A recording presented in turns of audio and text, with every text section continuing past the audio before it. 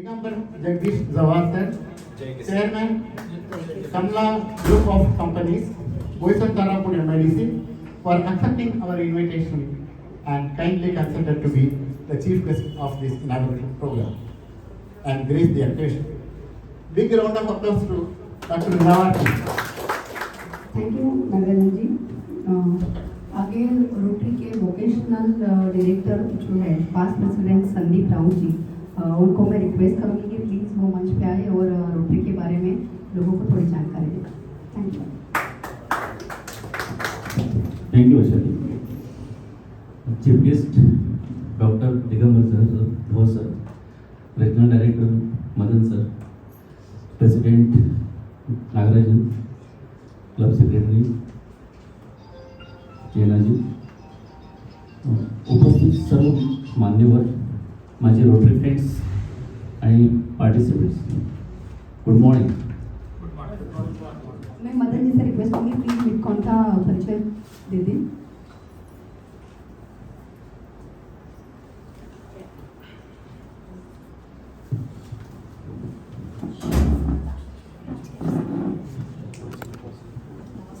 नमस्कार। मोठ्याने आला पाहिजे। नमस्कार। आज या ठिकाणी रोटरी क्लब ऑफ बोईसर ताराबोट डिस्ट्रिक्ट 3141 यांच्या सहकार्याने, त्याचबरोबर जिल्हा उद्योग केंद्र पालघर पुरस्कृत आणि मिडकॉन कन्सल्टन्सी आणि इंजिनिअरिंग सर्व्हिसेस लिमिटेड आयोजित जो मुख्यमंत्री रोजगार निर्मिती कार्यक्रमांतर्गत उद्योजकता विकास कार्यक्रम आयोजित करण्यात आलेला आहे, त्याचं औपचारिक उद्घाटन आता या ठिकाणी आपल्या बोईसर परिसरातील नामवंत उद्योजक रोटरियन माननीय श्री दिगंबरजी जवर सर यांच्या शुभ हस्ते इथे झालेलं आहे। अभी मैं रिक्वेस्ट करना चाहूँगी संध्या शाहपुरे जी से कि प्लीज़ वो डॉक्टर जवर का इंट्रोडक्शन देंगे।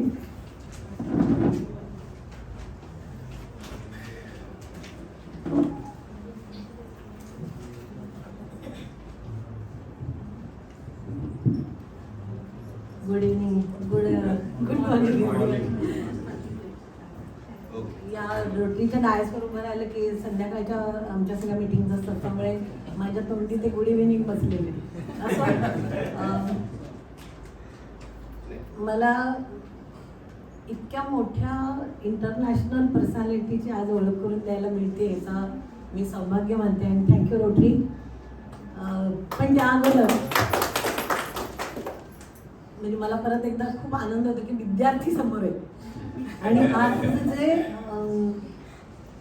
रिजनल मॅनेजर मिडकॉनचे मदनजींनी, मदन सर म्हणूया आपण त्यांना, काही अनेक संबोधनं मला मी ऐकते सकाळपासून, यांचं जे आत्ताचं स्पीच होतं त्याच्यातनं माझ्या असं लक्षात आलं, म्हणजे तुमच्या पण लक्षात यावं म्हणून मी ते पुन्हा रिपीट करते की MBAचा 2-2 वर्षांचा जे कोर्स असतो ना, अखंड डिग्री, ती तुम्हाला ही 10 दिवसात घ्यायची। आणखी शिवाय असं मला पण एक ॲड करावं वाटतं की केवळ तो 2 वर्षाची ती एक पुढे फायनान्शियल MBA होतो तो, पण किंवा एकच कुठलं तरी त्याचं डिसिप्लिन असतं, पण आत्ता जे तुम्ही कोर्स घेणार आहात हा सगळा जो ट्रेनिंग, ते मला असं वाटतं की पूर्ण पॅकेज म्हणजे MBA मध्ये जितक्या स्ट्रीम्स असतील तेवढ्या सगळ्या तुम्हाला या 10 दिवसात घ्यायचे। मला जेव्हा मदनजींनी जेव्हा प्रोग्राम समोर ठेवला हा की असे त्याच्यामध्ये आपल्याकडे सब्जेक्ट असणार आहेत असं जेव्हा सांगितलं, तेव्हा मला या आपल्या सगळ्या पंचक्रोशीतले रावसाहेब मुद्दाम नमूद करते, तुम्ही दिसलात म्हणून, की मला असं प्रत्येक एक सब्जेक्ट वाचला की मला दिसायचं अरे इथे सदानंद राव परफेक्ट बसतात, अरे इथे सामंत साहेब बरोबर बसतात, म्हणजे माझ्या डोक्यात सगळी ती पर्सनॅलिटीज उभी राहायच्या।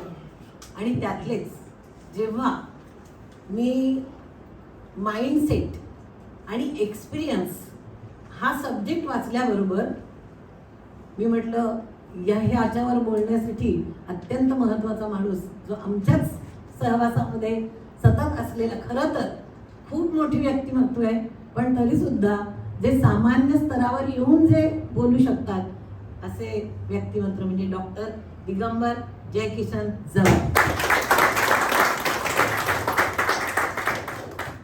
त्यांचं मी इंट्रोडक्शन देते अगदी थोडक्यात, कारण प्रचंडच मोठा वास्ट असा त्यांचा एक्सपिरियन्स आहे, तो आपल्याला त्यांच्याकडनं ऐकायचा आहे. पण ते जे घडणं आहे अगदी शून्यातून आज जे आहे तिथे तिथपर्यंत, तेवढंच फक्त तुम्हाला मी सांगणार आहे. आणि बाकी ते घडले कसे हे तुम्हाला ऐकायचं आहे. सगळं कान देऊन अगदी पंचेंद्रिय सगळ्या त्याच्यामध्ये टाका आणि आजचं व्याख्यान ऐका की तुम्हाला काय काय करावं लागणार आहे हे तुम्हाला त्यांच्या एक्सपिरियन्स मधून कळेल. तर असे डॉक्टर दिगंबर जयकिशन झवर एका छोट्याशा खेड्यात गावामध्ये साईखेडा नाशिक जिल्ह्यातल्या इथे त्यांचा जन्म आहे. आणि नंतर BAMS ची पदवी त्यांनी पुणे युनिव्हर्सिटीच्या तेव्हाच्या आयुर्वेदिक सेवा संघाच्या नाशिकमधून त्यांनी BAMS झाली 1993 साली. ते डायरेक्टली पालघरला आले आणि तिथे त्यांनी आपली डिस्पेन्सरी सुरू केली. पण म्हणजे प्रत्येक ठिकाणी तुम्हाला कसं प्रूव्ह करावं लागतं की इथेही असतील तेव्हा एस्टॅब्लिश डॉक्टर, पण तेव्हा लगेचच ते एक नामांकित डॉक्टर म्हणून ओळखले जायला लागले. म्हणजे त्यांनी याच्याबद्दल ते बोलतील अर्थात, मी सांगत मी ऐकलं त्यांच्याकडून, पण तुम्ही ऐकणं त्यांच्या तोंडून खूप मजेदार आहे. मी नामांकित होणं म्हणजे काय, म्हणजे एस्टॅब्लिश असलेल्या डॉक्टरांमध्ये एक नवीन मुलगा येऊन नामांकित होतो म्हणजे काय करावं लागतं हे मी मास्टर म्हणून प्रश्न विचारणार आहे त्यांना की असं. नंतर त्यांनी बघा म्हणजे हा प्रवास बघा, 93ला ते डॉक्टर म्हणून आले, 96ला त्यांनी भावाच्या मदतीनं, मला सगळे शब्द हे खूप महत्वाचे वाटतात डॉक्टर साहेब, की कुठली मदत, काय कौटुंबिक नातं पण त्यांचं बॉन्डिंग असतं तेही पण आपल्याला लक्षात घेतलं पाहिजे. तर भावाच्या मदतीनं किंवा त्यांच्या सहकार्यानं त्यांनी एक मेडिकल शॉप उभं केलं. नंतर लगेच 2000 म्हणजे 4 वर्षात होलसेल मेडिकल हाऊस सुरू केलं.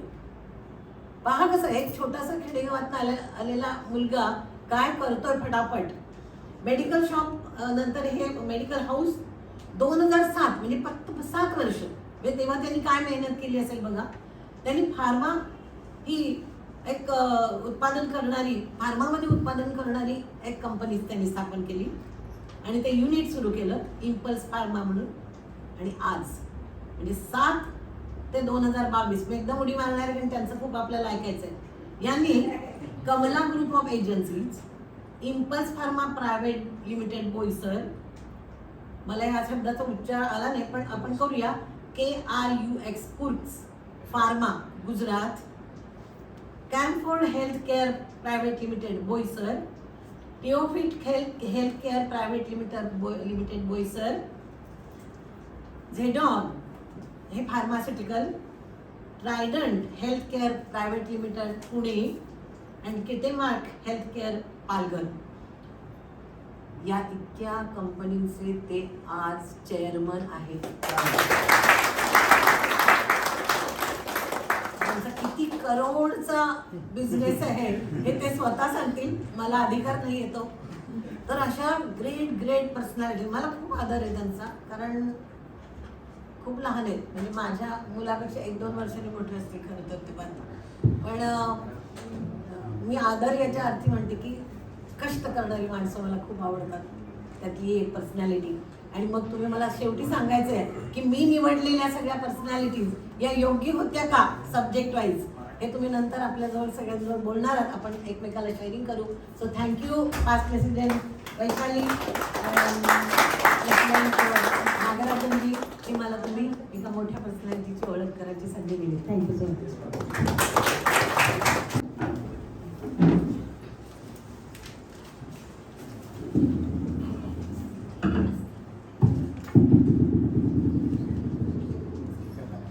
गुरुर्ब्रह्मा गुरुर्विष्णू गुरुर्देव महेश्वरा गुरु साक्षात परब्रह्म तस्मै श्री गुरुवे नमः. ह्या 12 दिवसामध्ये गुरु शिष्य आणि शिक्षक आणि विद्यार्थी अशा प्रकारचं आपलं विद्येची साधनं चालणार आहे. गुरूंचे गुरु दत्तात्रय, त्यांचे इष्ट देवताची बरेच जणांची असते, माझी आहे, त्यामुळे त्यांचं स्मरण करून आपण आपल्या कार्यक्रमाला सुरुवात करूया. सनातन धर्माप्रमाणे गणपती बाप्पा, आपण गणपतीचं स्तवन केलेलं आहे. आपला हा 12 दिवसांचा कार्यक्रम अगदी निर्विघ्नपणे पार पडाव यासाठी त्याची आपण स्मरण केलं. सरस्वती देवता, जिथे सरस्वती असते जिथे सरस्वतीची साधना होते तिथे महालक्ष्मी चालून येते, आणि जिथे महालक्ष्मी असते तिथे सरस्वतीच्या ओघाने जर आपण काम केलं तर आपण तिथे विश्वस्त म्हणून काम करतो आणि येणाऱ्या पैशांचा चांगला विनियोग होऊ शकतो. म्हणून सरस्वती माता आणि महालक्ष्मीचं आपण स्मरण करूया आणि आजच्या आपल्या कार्यक्रमाला सुरुवात करूया. सर्वप्रथम आता उद्योग संचालनालय, महाराष्ट्र शासन, जिल्हा उद्योग केंद्र पालघर, मिटकॉन कन्सल्टन्सी आणि इंजिनिअरिंग सर्व्हिसेस लिमिटेड आणि rotary club Boisar Palghar district 3141 यांनी आयोजित केलेल्या ह्या उद्योजकता विकास प्रशिक्षण कार्यक्रम यामध्ये आपण मला इथे निमंत्रित केलं, सन्मानित केलं आणि तुमच्याबरोबर हितगुज करण्याची मला संधी दिली त्याबद्दल धन्यवाद. या कार्यक्रमासाठी उद्घाटक म्हणून ज्यांनी कोणी सूचना दिली असेल आणि ज्यांनी अनुमोदित केलं असेल त्या सगळ्यांनी मी मनपूर्वक आभार मानतो. शिबिरार्थी म्हणून तुम्ही इथे उपस्थित राहिलात आणि तुम्ही हे चूज केलं का मला इथे यायचं आहे आणि 12 दिवसांचा कार्यक्रम बघायचा आहे, त्यासाठी तुमच्या सगळ्यांचं स्वागत, तुमचे अभिनंदन. कारण काहीतरी शिकण्याची तुमच्याकडे जिज्ञासा आहे त्यासाठी, आणि तुम्हाला खूप मनपूर्वक शुभेच्छा सुद्धा. तुमचा हा 12 दिवसांचा कार्यक्रमची पत्रिका माझ्याकडे आली. एवढा भरगच्च कार्यक्रम, खूपच छान. मी जे काही ठरवलं होतं तुमच्याशी बोलण्यासाठी ते जसं रोटरीबद्दल काही मला बोलायचं होतं.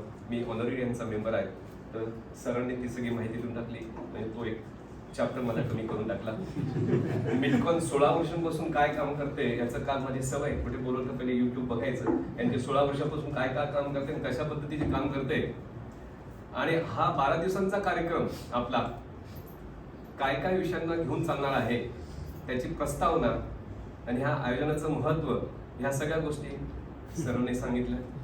तो दुसरा चॅप्टर संपला. आणि मी कसा घडलो, आपण एखादं पिक्चर बघण्याच्या अगोदर ते ट्रेलर बघतो, ट्रेलर मधून आपल्याला अंदाजाने जातो, तर ती राहिलेली कसर मॅडमने पूर्ण केली. आता मला खरंच प्रश्न पडला की तुमच्याबरोबर काय होतं, तरी सुद्धा मी प्रयत्न करतो. मला फक्त एकच गोष्ट सांगायची, आपण एक मिथ पाहतो, मिथ. धंदा आणि उद्योग फक्त मारवाडी आणि गुजरातीने करायचा. अर्थात मी मारवाडी आहे, पण ती डोक्यातून काढून टाकला पाहिजे. मी स्वतः नावाला मारवाडी आहे. मला 150 वर्ष मला राजस्थान सोडून झाली. माझ्या भाषेतून तुम्हाला मारवाडीपणा दिसणार नाही.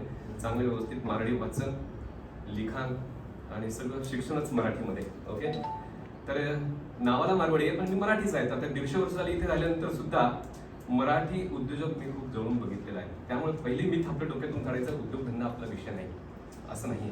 ओके, दुसरी महत्वाची गोष्ट, उद्योग म्हणजे काय? नफा पैसा केंद्रस्थानी ठेवायचा आणि जी काही उलाढाल करतो त्याला उद्योजक म्हणायचं आणि उद्योग म्हणायचा, आणि ते करण्यासाठी जो प्रयत्न करतो तो उद्योजक. ओके, तर मला त्या 3 कॅटेगरी वाटतात. पण आता सरांच्या बोलण्यातून मला लक्षात आलं फक्त उत्पादकता, त्यासाठी हा शिबिर आहे. जनरली आम्ही उद्योग म्हणजे काय म्हणतो, सोर्सिंग करणे, विकत घेणे आणि विकणे without any processing. Trading industry, मला सोर्सिंग माहिती आहे आणि ती कुठे विकायचं ते मला माहिती आहे. त्याच्यातला जो फरक आहे, मला स्वस्तात स्वस्त कसं घेता येईल आणि उंच किमतीमध्ये कसं विकता येईल, आणि ज्याला विकायचं आहे त्याला अपेक्षित असलेली ती क्वालिटी मला कुठून सोर्स करता येईल, आणि यामधला जो फरक आहे. सर नमस्कार. जोशी नमस्कार. तर या मधला जो फरक आहे तो म्हणजे नफा, त्याला आपण ट्रेडिंग इंडस्ट्री म्हणूया. दुसरी रिपॅकिंग इंडस्ट्री, एक ठिकाणून आपण सोर्स करायचा, जसं आहे तसं फक्त रिपॅक करायचं आणि पुन्हा विकायचं. म्हणजे बल्क क्वांटिटीमध्ये आणायचं, छोट्या छोट्या पाउचेसमध्ये कस्टमरला अपेक्षित असलेल्या साइजेसमध्ये रिपॅक करायचं, ते विकायचं. रिपॅकिंग इंडस्ट्री.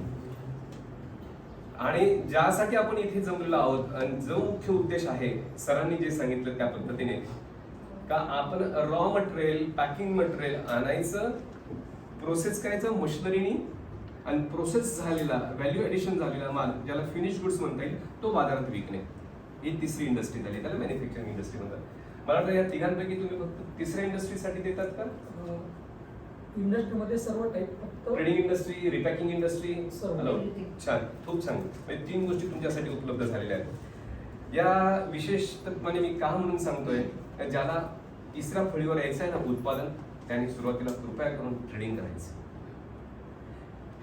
माझं असं मनापासून म्हणणं आहे का आपल्याला उद्योग म्हणजे औद्योगिकता म्हणजे ज्याला इंडस्ट्री टाकायला म्हणतात ना, त्याला एक कॅपिटल इन्व्हेस्टमेंट असते खूप मोठी.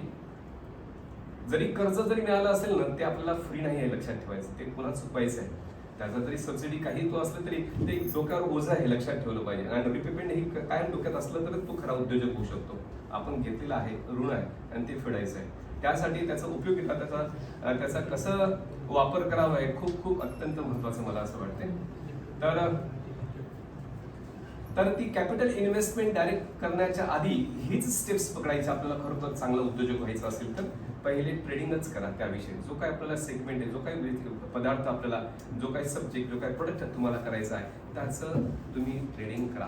ट्रेडिंगने आपल्याला एक सर्वसाधारण एक आयडिया येऊन जाते का ह्या मार्केटचा ज्याला सर्वे म्हणतो. आपण प्रोडक्शन सुरू करायचं आणि आपल्याला माहीतच नाही मार्केट कुठे विकायचं माहीत नाही, कितीला विकलं जातं ते माहीत नाही. आपण जर ट्रेडिंग केली तर आपल्याला सोर्सिंग माहिती आहे, तो प्रोडक्ट जशा पद्धतीने मार्केटमध्ये हवा आहे तो फिनिश प्रोडक्ट विकत घेणं आणि तोच फिनिश प्रोडक्ट विकणे. तर आपल्याला त्याची प्रोडक्शन कॉस्ट माहिती पडेल. आपण जेव्हा स्वतः प्रोडक्ट करू तेव्हा आपल्याला कळलं पाहिजे आपण डायरेक्ट विकत घेण्यापेक्षा तो कमी किमतीत पडतोय का.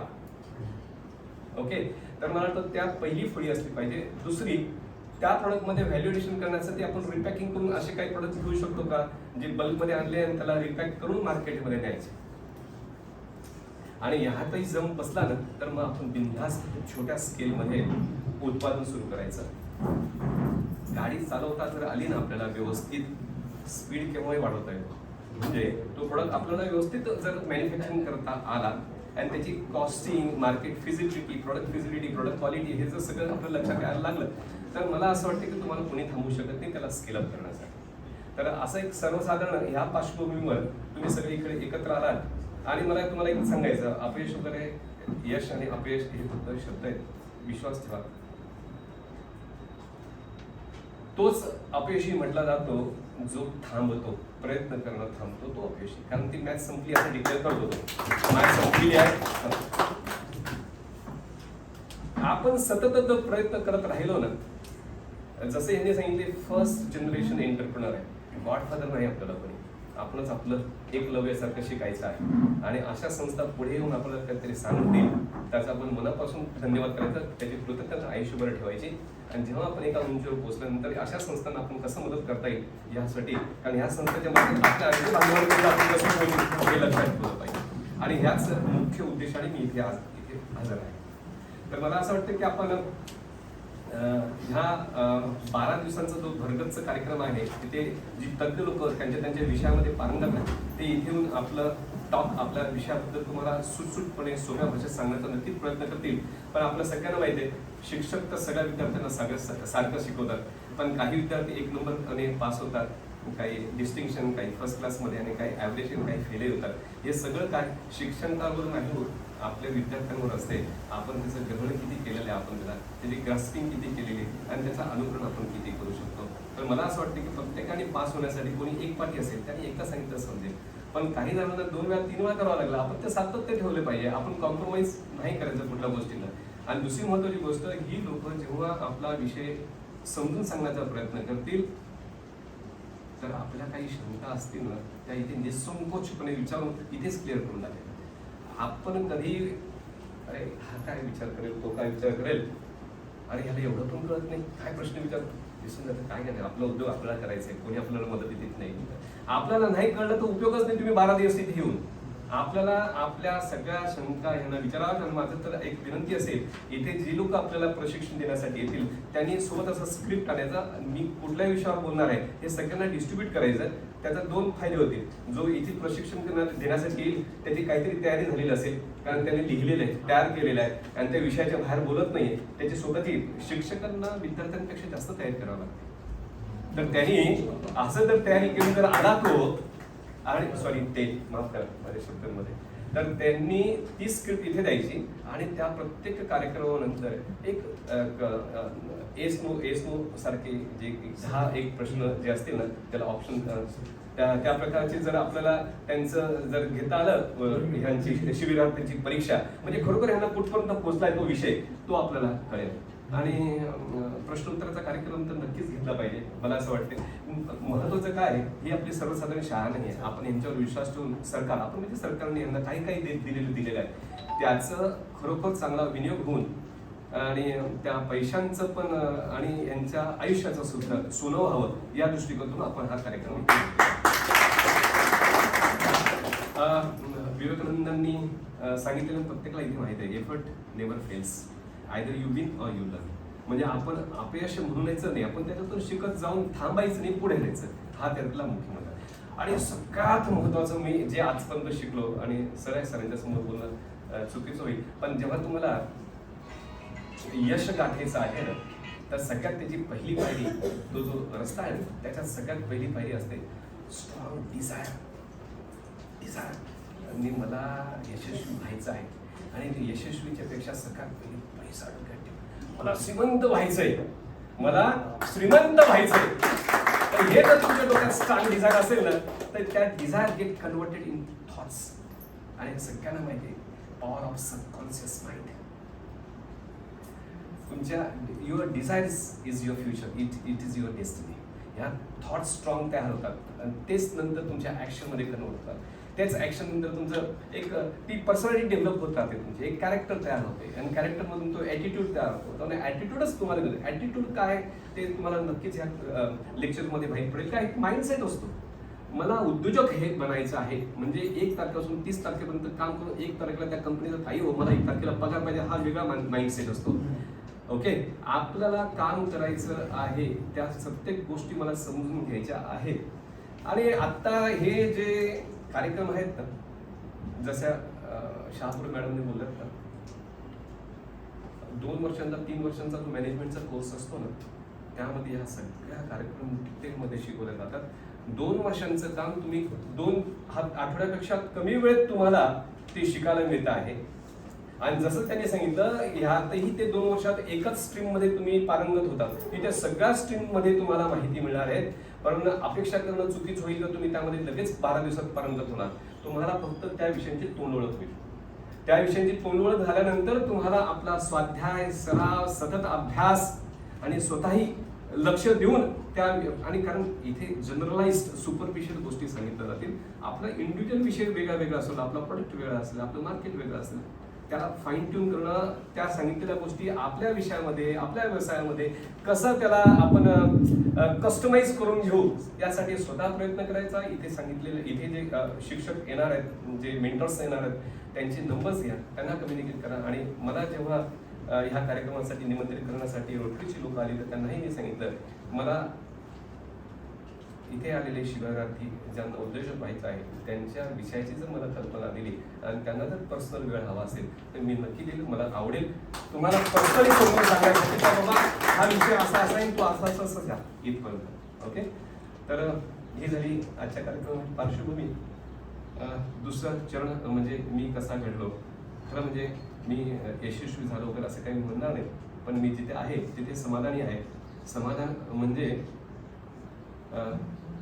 मानसिकरित्या आपल्या आसपासची जी क्वालिफाईड लोक आहेत त्याच्यापेक्षा आपण आर्थिक परिस्थिती उंच झालेला आहे. ओके, पण आपण आपल्या सेगमेंटमध्ये कधीच समाधानी होऊ शकत नाही, कारण मी त्या फार्मास्युटिकल कंपनीमध्ये काम करतो. त्या फार्मास्युटिकलमध्ये खूप मॉन्स्टर्स आणि खूप मोठी लोक आहेत. ओके, तर सुरू करूया कसा घडलो.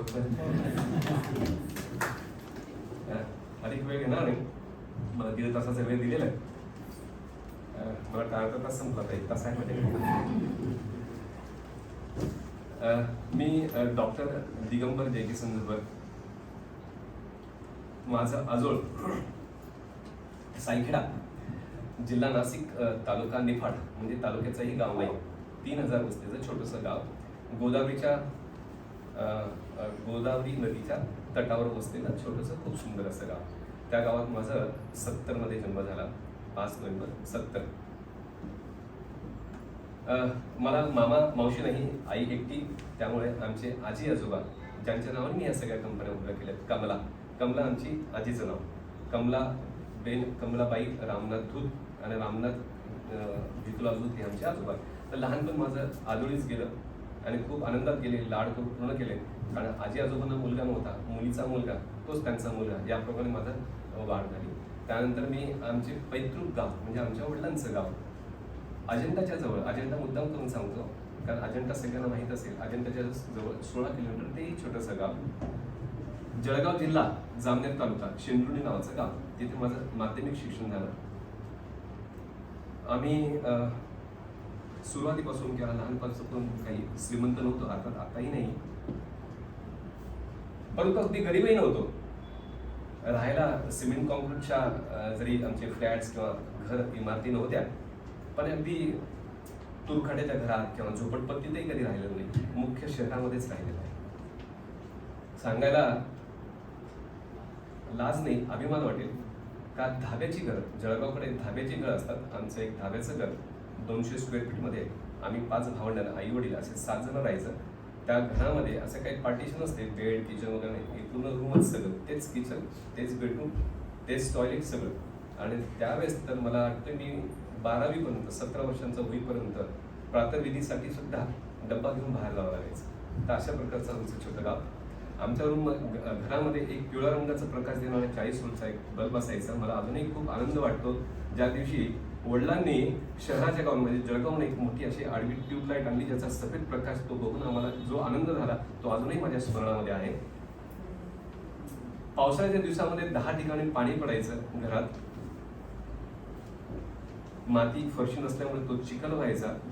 ज्या दिवशी शहाबादी फर्श, आपण हे टाईल्स बघतो की नाही, शहाबादी आपल्याला कधी बघायला पण मिळत नसेल, ती शहाबादी ज्या दिवशी आमच्या घरात लावली त्यावेळेस 2 गोष्टींचा आनंद झाला. आता पावसामुळे चिखल होणार नाही त्याचा एक आनंद, आणि घरामध्ये जे पाव लिटर अर्धा लिटर दूध कधी कधी आम्ही भावंडात मस्ती करताना पडायचं, ते मातीत जाण्यानंतर ते बेकार जायचं, त्याचा आनंद. आता शहाबादीवरती दूध खराब होणार नाही, उचलता येईल आणि गाळून पुन्हा पिता येईल. अशा परिस्थितीमध्ये आमचं लहानपण गेलं, पण विषाद नाही, कधी नैराश्य नाही, कारण आम्ही भात खायचो. याचं कारण असं आहे, गावाकडे जे भात खातात ना ते श्रीमंत समजले जातात. तुम्हाला माहित नसेल का नाही? ओके, कारण गावामध्ये ज्वारी बाजरी लोक खायचे आणि आमच्याकडे आमचे मित्र यायचे, भात खाता तुम्ही, श्रीमंत आहे, श्रीमंत लोक. ओके, तर अशा प्रकारे जिल्हा परिषद मराठी मुलांच्या शाळेमध्ये माझं शिक्षण झालं. घरापासून 3 किलोमीटर चालत जायचं. 10वी आली, 10वीचं SSCचं सेंटर जामनेर, तिथून तालुक्याचं गाव 40 किलोमीटर. दिवसातून 2 बसेस, बस एक चुकली तर 2-3 तास 4 तास तिकडेच बसायचं. 10वीचं वर्ष सगळ्यांना माहिती आहे किती आजकाल आपले आई वडील आपल्या विद्यार्थ्यांसाठी कशी काळजी घेतात, त्याला सोडायला जा, आणायला जा, असं काहीच तसा प्रकार नाही. जा तुझं बसवर बस उतरून. आणि 155 विद्यार्थी होतो आम्ही 10वीला. रिझल्ट लागला, सावंत साहेब हेडमास्टर उभे राहिले, असं ब्लॅकबोर्ड वरतून लिहायला सुरू करतो. सगळेजण रिझल्टला असे तुम्ही बसलेत ना तसेच 155 लोक बसले. हेडमास्टरने लिहायला सुरू केलं, नंबर 1, नंबर 2, नंबर 3. सगळ्यांच्या पोटात गोळा, एवढंच फक्त पास होणार. कारण 155 तर याच्यात मावणार नाही. आता एवढे मावतील, जेवढे मावतील तेवढे पास, बाकीचे बेकार लोक तुम्ही घरी जा. हेडमास्टर 10% रिझल्ट लागलेला. 150 पैकी 15 लोक पास. सुदैवाने तिथे पहिला नाव दिगंबर जयकिसन जवळ पहिला आलो. अभिमानाने आनंदाने सांगा वाटते, आजही त्या शाळेमध्ये माझं नाव लिहिलेलं आहे. 85 मध्ये मी 10वी झालो. शिक्षणाची कशी परिस्थिती आहे तुम्ही बघा. 10% फक्त विद्यार्थी पास झालेत, 10% ओनली. त्यावेळेस 10वी मध्ये उत्तम श्रेणीमध्ये जो पास व्हायचा ना, तो तर एक तर डॉक्टर किंवा इंजिनियर व्हायचा, दुसरं काय माहितच नाही. आता काउन्सिलिंग वगैरे तर आता झालं, मला तेव्हा काय माहिती. इंजिनियर काय काम करतो, किती कमवतो ते काय माहिती नाही. लहानपणापासून पैसा कमवायचा. डॉक्टरला बघितलेले चौकामध्ये, इंजेक्शन देतो, पैसे गोळा करतो, इंजेक्शन देतो, पैसे संध्याकाळी गोळा करतो, हे स्वतः बघितलेले. ते म्हटलं काय सोपं वाटतं, चला डॉक्टरने तुम्ही पैसा दिसतोय, इंजिनियर केव्हा ते चेक नाही असतील ना, ते काय माहित नाही, आपल्याला दिसतच नाही. इंजिनियरचे पैसे कसे बघायचे. तर मला वाटतं का हा पैसे कमवण्याचा आणि श्रीमंत होण्याचा सोपा मार्ग दिसतो. आणि फॉर्च्युनेटली मी पहिला आलेले आहेत, आपल्याला ॲडमिशन पण मिळेल, आपण जाऊया करूया. ह्या स्वप्नासोबत घेऊन मी नाशिकला आलो. नाशिकला 11वी 12वी RYT कॉलेज सगळे इंग्लिश मिडियमची मुलं, कॉन्व्हेंटची मुलं एकमेकांशी पण इंग्लिशमध्ये बोलतात. टीचर्स इंग्लिशशिवाय काही बोलत नाही. आपण जिल्हा परिषद मराठी मुलांची शाळा, मोठा न्यूनगंड पहिलेच, तोंडातून शब्द बाहेर पडत नाही. सगळ्यांना वाटतं किती शांत रे दिगंबर, एकदम शाळा काय शांत मुलं तरी काय बोलतो त्याशी. 11वी 12वी झाली आमची. प्रत्येकाला डॉक्टर बनायचं ज्याला असतं त्याला असं वाटतं की आपल्याला MBBS व्हावं. मला खूप इच्छा होती MBBS व्हावं, कारण मला डॉक्टर म्हणजे MBBS त्याच्या व्यतिरिक्त काय माहीतच नव्हतं. BJ मेडिकलला ऍडमिशन घ्यायची पुण्याला. 89% ला क्लोज झालं. मला 86%, 3 मार्क कमी पडल्यामुळे आपल्याला काय आता MBBS होता येणार नाही.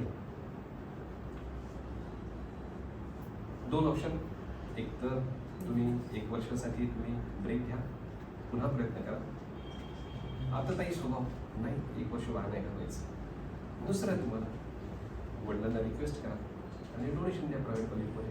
तेही शक्य नाही तर आता काय करायचं, फ्रीमध्येच शिकायचं आहे तुम्हाला. तर त्यानंतर आमच्या बरोबर जी जी मुलं होती, जे काय ॲस्पिरंट होती MBBS करण्यासाठी, ती सगळी आमची 14 जणांची टोळी RYK मधून आयुर्वेद सेवा संघामध्ये गेली आणि आम्हाला असं सांगण्यात आलं जे MBBS ला ऍडमिशन मिळत नाही तीच लोक BAMS ला ऍडमिशन घेतात.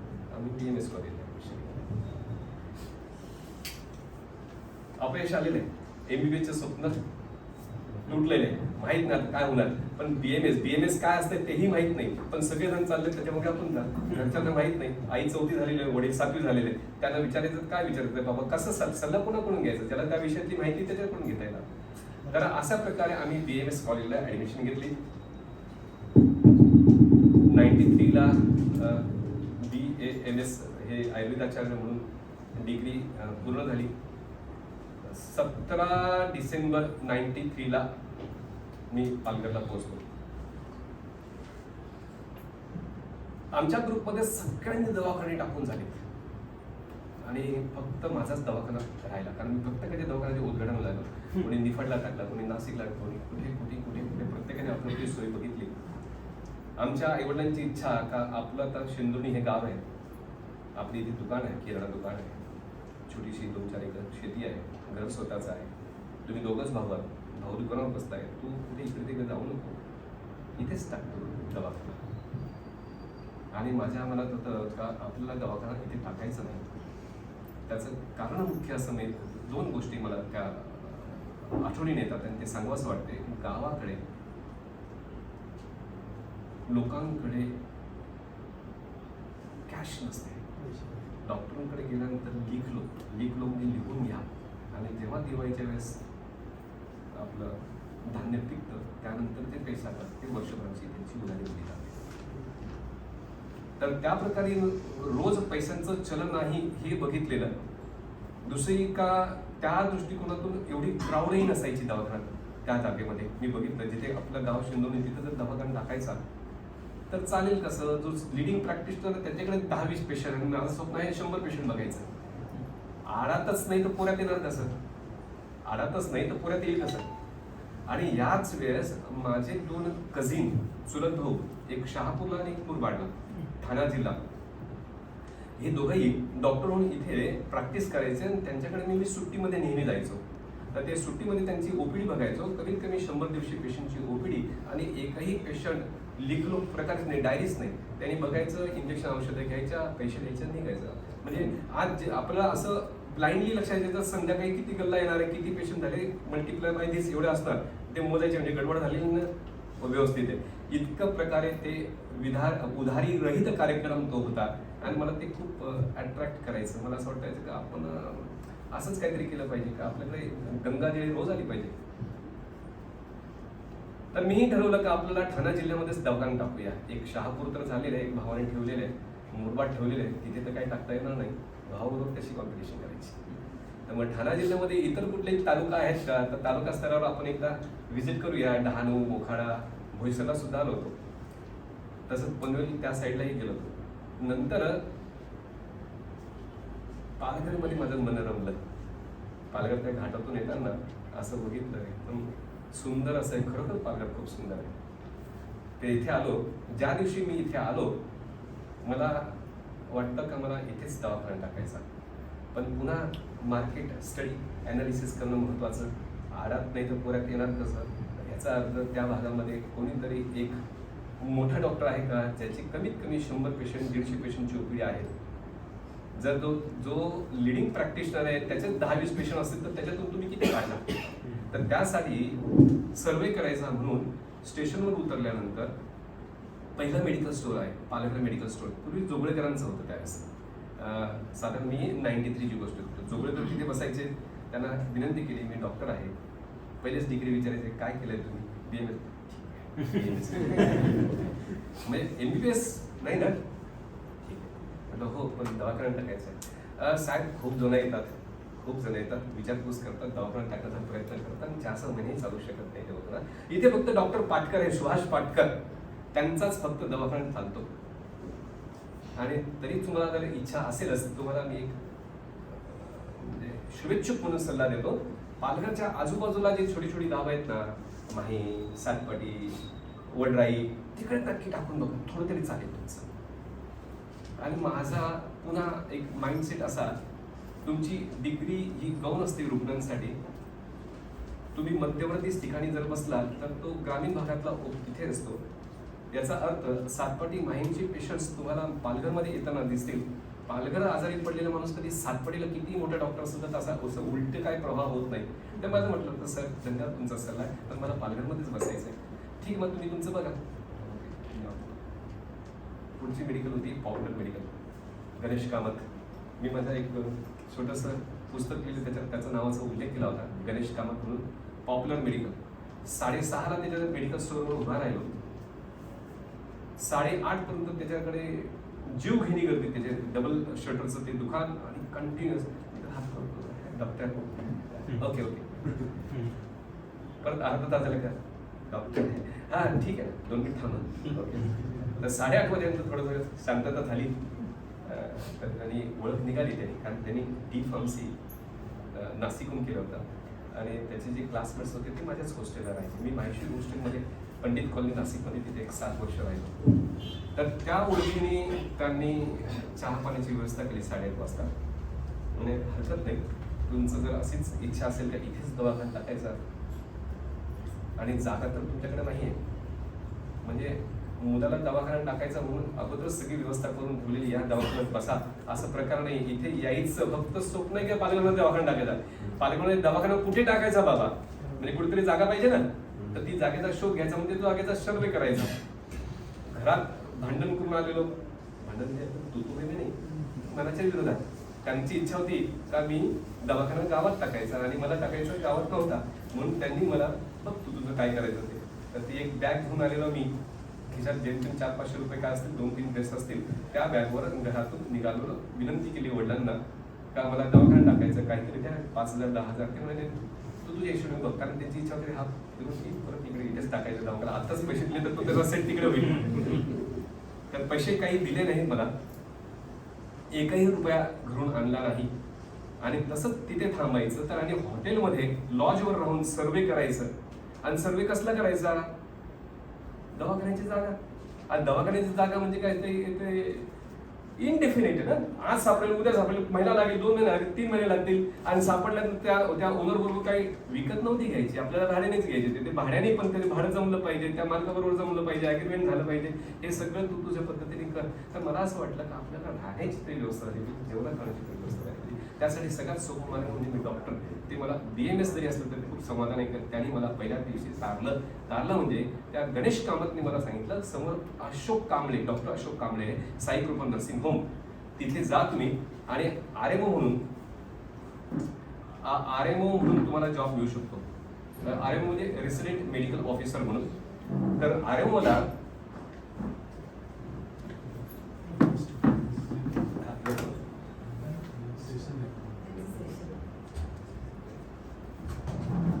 सुरू करू ना. अच्छा, तो RMOला एक पगार दिला जातो. मला त्यांनी 2,000 रुपये महिना ऑफर केली. आणि 2,000 रुपये महिन्यामध्ये माझं एक सगळ्यात महत्त्वाचं म्हणजे तिथे RMO म्हटलं म्हणजे तिथे राहण्याची व्यवस्था खोली देणं, म्हणजे भाड्याने किंवा लॉजवर राहण्याचा खर्च मिटला. आणि 2,000मध्ये 100% आपली जेवणाची व्यवस्था होणार होती. कारण तिथे शारदा हॉस्पिटलच्या मागे काळे म्हणून एक कुटुंब राहत होते. ते टिफिन पोचवायचे 1,500 रुपये महिना. तर 1500 रुपये म्हणजे 2000 पैकी 500 रुपये राहतील, 1500 जेवणाचे होते, राहण्याची व्यवस्था झालेली आहे. अशा प्रकारे आता आपण बिंदास एखादा महिना उशीर जरी झाला सर्वे करायला त्रास नाही, घरून फोन करून पैसे मागवण्याची काही व्यवस्था करायची गरज नाही. तर अशा प्रकारे मी इथे स्थानापन्न झालो, पालघर वाशी सुरुवात झालो. पालघरला साई कृपा नर्सिंग होममध्ये आरोग्याचा जॉब सुरू झाला. सकाळ संध्याकाळ ओपीडी आयपीडी ते सर्जन होते, त्यांना ओटी मध्ये मदत करायची आणि दुपारची वेळ आराम करण्यासाठी असायची. त्याऐवजी मी त्या गणेश कामतला त्रास द्यायला जायचो, तिच्याकडे बसायचो. अरे देख ना कुछ दवाखाना नाही का कुछ जगात होते. त्याच्याकडे काही मित्र यायचे, तो माझ्याच वयात त्यावेळेस. तर त्याचे मित्र यायचे, तो प्रत्येक वेळेस एक मित्राला द्यायचा, ज्या इसके साथ मोटरसायकल भेटली, इस एरिया जाके इस एरिया जाके इस एरिया जाके.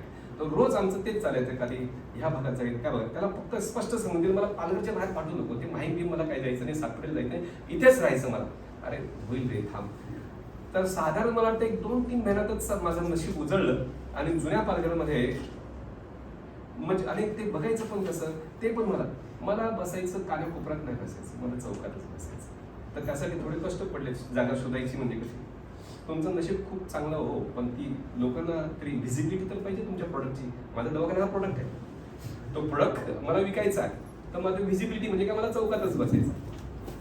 चौकातला शॉप्सचं भाडं थोडं जास्त चालेल म्हटलं, ओके.